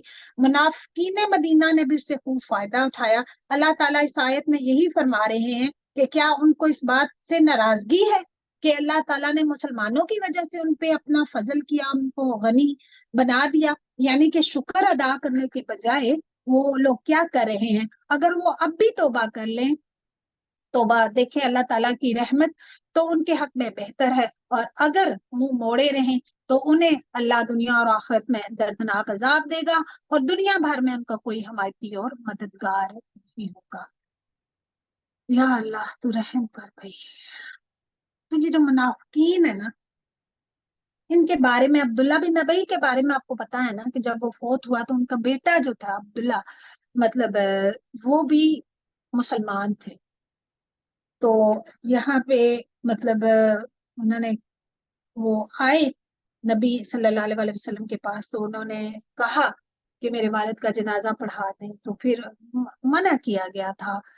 آپ صلی اللہ علیہ وسلم کو کہا گیا تھا کہ آپ مطلب آپ ان کے لیے استغفار کریں یا نہ کریں برابر ہے. تو آپ صلی اللہ علیہ وسلم نے کہا کہ میں دوسری آپشن، یعنی کہ میں استغفار کروں گا. اور یہ کہ آپ کی قمیض مانگنے کی ریکویسٹ کی گئی تو آپ نے وہ بھی دے دی، لیکن اس کے بعد پھر آپ صلی اللہ علیہ وآلہ وسلم کو منع کر دیا گیا کہ آپ اب کسی مشرک کا جنازہ نہیں پڑھائیں گے۔ تو اتنے زیادہ مطلب آپ صلی اللہ علیہ وآلہ وسلم کو علم ہوتا تھا۔ تو آج کے دور میں ہمیں بھی جب کوئی علم آ جاتا ہے کہ فلاں ہمیں پسند نہیں کرتا یا ہمارا دشمن ہے، تو ہم کس طرح کنفرنٹ اس کو مطلب کر لیتے ہیں سب کچھ۔ اور نبی صلی اللہ علیہ وآلہ وسلم کا ذرا اخلاق اس کو چیک کریں۔ ان میں سے وہ بھی ہیں جنہوں نے اللہ سے عہد کیا تھا کہ اگر وہ ہمیں اپنے فضل سے مال دے گا تو ہم ضرور صدقہ خیرات کریں گے، پکی طرح نیکوکار ہم بن جائیں گے، بس ہمیں یہ مل جائے، ٹائم ہمارے پاس، ہمارے بچے بڑے ہو جائیں، ہم یہ کر دیں گے، ہم وہ کر دیں گے، مطلب ہمارے پاس مال آ جائے ہم یہ۔ لیکن جب پھر وہ اللہ تعالیٰ کی نعمتیں آ جاتی ہیں تو پھر وہ عہد انسان بھول جاتا ہے۔ لیکن جب اللہ نے اپنے فضل سے انہیں دیا تو وہ اس میں بخیلی کرنے لگے اور ٹال مٹول کر کے منہ موڑ لیا، بس اس کی سزا میں اللہ نے ان کے دلوں میں نفاق ڈال دیا اللہ سے ملنے کے دن تک، کیونکہ انہوں نے اللہ سے کیے ہوئے وعدے کا خلاف کیا، اور اس لیے کہ وہ جھوٹ بولتے ہیں۔ کیا وہ نہیں جانتے کہ اللہ کو ان کے دل کا بھید اور ان کی سرگوشی سب معلوم ہے؟ سبحان اللہ۔ اور اللہ غیب کی تمام باتوں سے خبردار ہے۔ جو لوگ ان مسلمانوں پر تانا زنی کرتے ہیں، جو دل کھول کر خیرات کرتے ہیں، ٹھیک ہے، مطلب یہ کہ اپریشیٹ نہیں کرنا، یہ کہ ان کو پاگل قرار دینا کہ تم کیوں اپنی اتنی محنت سے کمائی ہوئی جو کمائی ہے اس کو تم خرچ کر رہے ہو۔ تو جو دل کھول کر خیرات کرتے ہیں اور ان لوگوں پر جنہیں سوائے اپنی محنت مزدوری کے اور کچھ میسر نہیں، ٹھیک ہے، تو اللہ تعالیٰ کہتے ہیں کہ بس یہ ان کا مذاق اڑاتے ہیں، ٹھیک ہے۔ تو اور اللہ ان مذاق اڑانے والوں کا مذاق اڑاتا ہے۔ اللہ تعالیٰ اپنے دوستوں کو، اپنے راہ میں کام کرنے والوں کو خود ڈیفینڈ کرتا ہے اللہ سبحانہ وتعالیٰ، اور ان کے لیے دردناک عذاب ہے۔ تو یہاں پہ یہ ہے کہ کوالٹی، اخلاص اللہ کو چاہیے، خالص محبت، کوانٹٹی پہ مت جائیں۔ اگر آپ زیادہ کر سکتے ہیں تو وہ آپ کی جیب، آپ کی کیا استطاعت ہے، اللہ نوز دا بیسٹ۔ ظاہر ہے کوانٹٹی کی بھی ضرورت ہوتی ہے، لیکن اگر اللہ تعالیٰ نے اس معاملے میں کسی کو بھی پیچھے نہیں چھوڑا کہ اگر آپ کے پاس زیادہ نہیں، تھوڑا ہے، لیکن محبت کے ساتھ اگر آپ وہ بھی دیں گے تو ظاہر ہے اللہ تعالیٰ کہ ہاں وہ بھی بہت درجہ رکھتا ہے۔ تو ان کے لیے استغفار کر یا نہ کر، اور اگر تو 70 مرتبہ آ جاؤ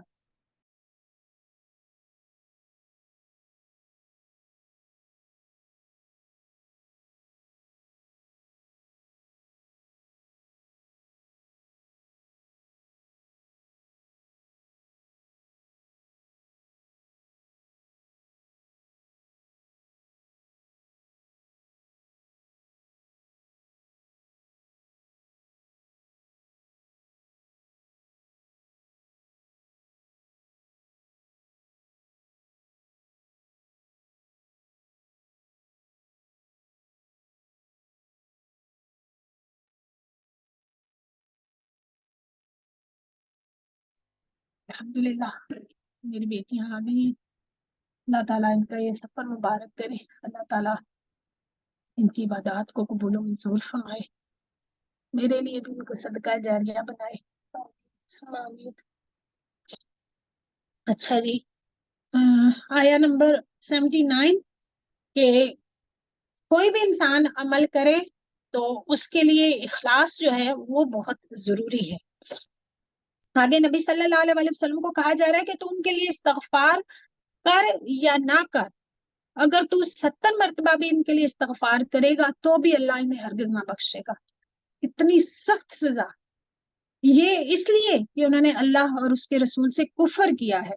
ایسے فاسق لوگوں کو رب کریم ہدایت نہیں دیتا۔ غیا کی من ہے پیچھے رہ جانے والے لوگ، ویڈیو ختم ہوئی کیا نہیں ہوئی یہ دیکھ لو جی ویڈیو تو پیچھے رہ جانے والے لوگ رسول اللہ کے جانے کے بعد اپنے بیٹھے رہنے پہ خوش ہیں، وہ اپنے آپ کو ذرا بہت کلیور مطلب وہ لوگ خیال کرتے ہیں کہ ہم تو بہت سمارٹ لوگ ہیں. انہوں نے اللہ کی راہ میں اپنے مال اور اپنی جانوں سے جہاد کرنا ناپسند کیا اور انہوں نے کہہ دیا کہ اس گرمی میں نہ نکلو. اللہ معافی. کہہ دیجئے کہ دوزخ کی آگ بہت سخت ہے. کاش کہ وہ سمجھتے. بہت ہی سخت ترین باتیں ہیں جی کہ جو صحابہ کرام تھے نا وہ کہتے تھے کہ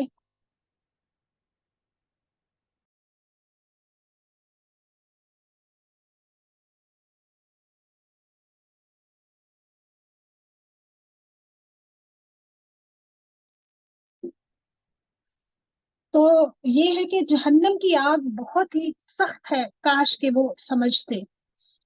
تو اگر ان کو علم ہوتا نا تو یہ دنیا کی جو گرمی تھوڑی سی گرمی کی وجہ سے مطلب یہ لوگ ہم بھی اپنے بہت سارے اعمال اس وجہ سے نہیں کرتے کہ جی آج موسم بہت سردی بہت ہے, آج گرمی بہت ہے, آج یہ بہت ہے. مطلب تو یہ سارے معاملات یہ ہے کہ دنیا کی گرمی کوئی حیثیت نہیں رکھتی. حدیث میں آتا ہے کہ دنیا کی یہ آگ جہنم کی آگ کا 70واں حصہ ہے. یعنی جہنم کی آگ کی شدت دنیا کی آگ کے مقابلے میں 69 گنا زیادہ ہے. بس انہیں چاہیے کہ بہت کم ہنسیں. مطلب منافق جو ہیں اپنی منافقت پہ وہ ہنستے تھے. اللہ تعالیٰ کہہ رہے ہیں واٹس کمنگ نیکسٹ. وہ ہنسیں گے نہیں پھر جب یہ جہنم کی آگ دیکھ لیں گے نا اور بہت زیادہ روئیں. ہمارے لیے بھی اس میں بہت بڑا سبق ہے کہ یہ دنیا میں ہمیں یہ نہیں پتا کہ ہمارا آگے ٹھکانا جو ہے وہ کیا ہونا ہے. تو اس لیے یہ ہے کہ دنیا میں ہر وقت ہنسی مذاق اور کھیل میں جی اگر کسی کا مائک آن ہے تو پلیز اس کو میوٹ کریں. اور یہ ہے کہ اپنی آخرت کی ہم فکر کریں. اس کو یہ آ تو رہی ہے, اس کو بڑا کرنے جا رہی تو نہیں بڑھ رہی. آنٹی مائک میوٹ رکھیں please. یہ دیکھیں اچھا تو انسان جو ہے وہ غفلت میں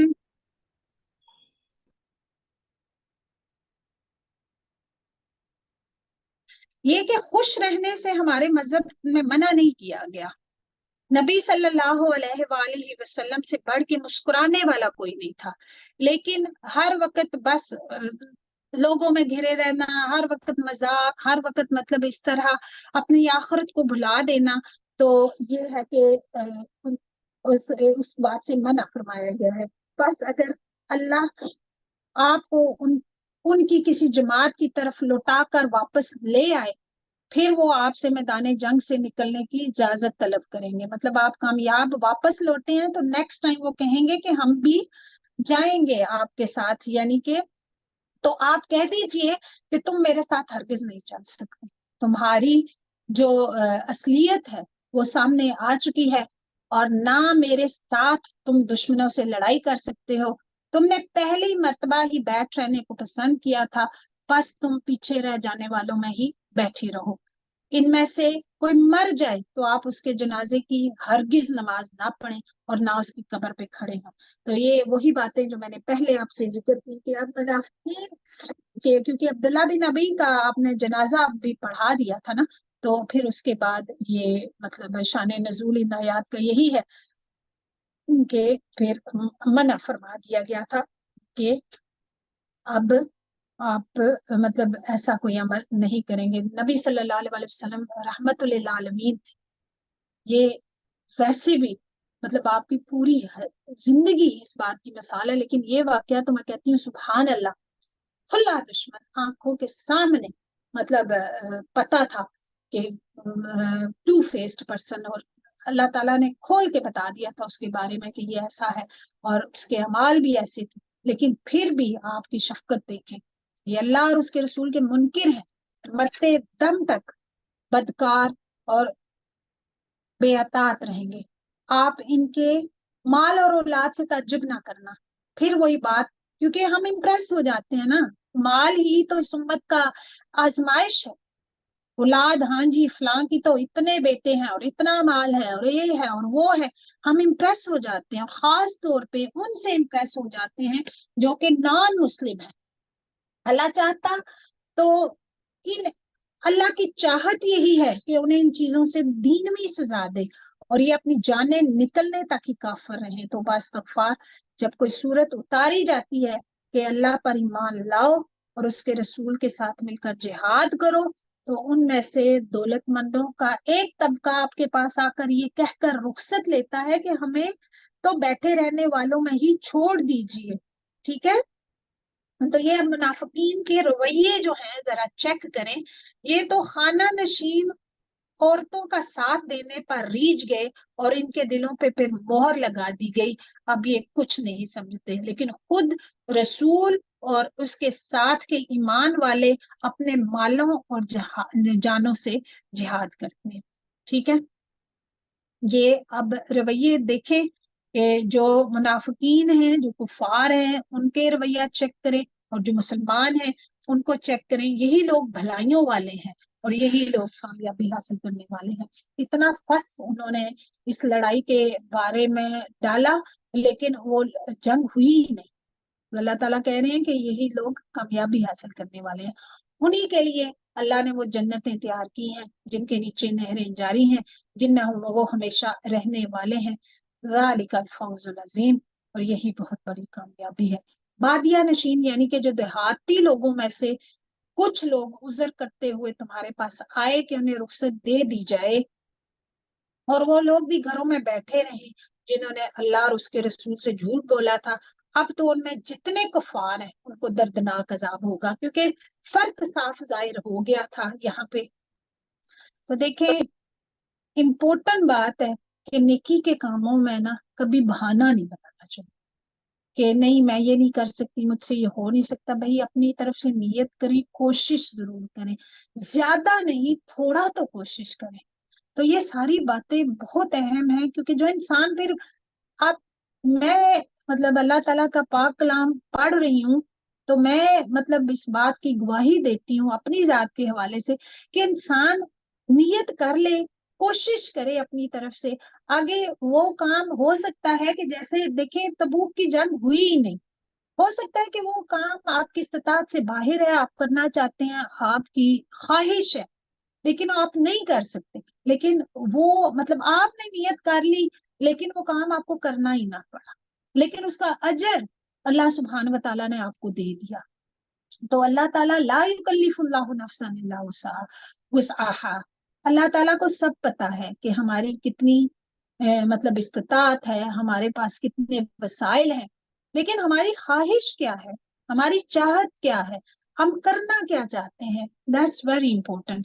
تو ضعیفوں اور بیماروں پر اور ان پر جن کے پاس خرچ کرنے کو کچھ بھی نہیں، کوئی حرج نہیں، بشرطے کہ وہ اللہ اور اس کے رسول کی خیر خواہی کرتے رہیں.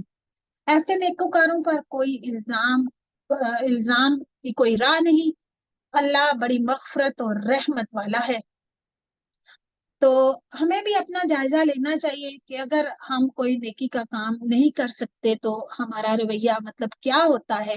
تو جیسے میں نے پہلے کہہ دیا کہ باقی تڑپ موجود ہوتی ہے کہ نہیں ہوتی. ہاں، ان پر کوئی حرج نہیں جو آپ کے پاس آتے ہیں کہ آپ انہیں سواری مہیا کر دیں. دیکھیں، جو واقعی سچے لوگ تھے، جو جانا چاہتے تھے، وہ ان کے پاس مطلب دور جانا تھا، دور کا سفر تھا، پیدل کا مشکل تھا. تو آپ صلی اللہ علیہ وسلم کے پاس آ کے کہتے تھے کہ ہم نے جانا ہے لیکن ہمارے پاس سواری نہیں ہے. تو آپ جواب دیتے کہ میں تو تمہاری سواری کے لیے کچھ نہیں پاتا. تو وہ اتنے اپسیٹ ہوتے کہ تو وہ رنج و غم سے اپنی آنکھوں سے آنسو بہاتے ہوئے لوٹ جاتے تھے کہ انہیں خرچ کرنے کے لیے کچھ بھی میسر نہیں. الزام تو در حقیقت ان لوگوں پہ ہے جو باوجود مطلب ابیلٹی ہونے کے باوجود، مال ہونے کے باوجود، دولت ہونے کے باوجود وہ آپ لوگوں سے آپ سے اجازت طلب کرتے ہیں. تمام مینز ہونے کے باوجود یہ خانہ نشین عورتوں کا ساتھ دینے پہ خوش ہیں اور ان کے دلوں پر اللہ نے مہر لگا دی ہے، لہٰذا اب وہ کچھ نہیں جانتے. جی الحمدللہ، اللہ کے فضل سے ہمارا سپارہ نمبر 10 مکمل ہوا ہے.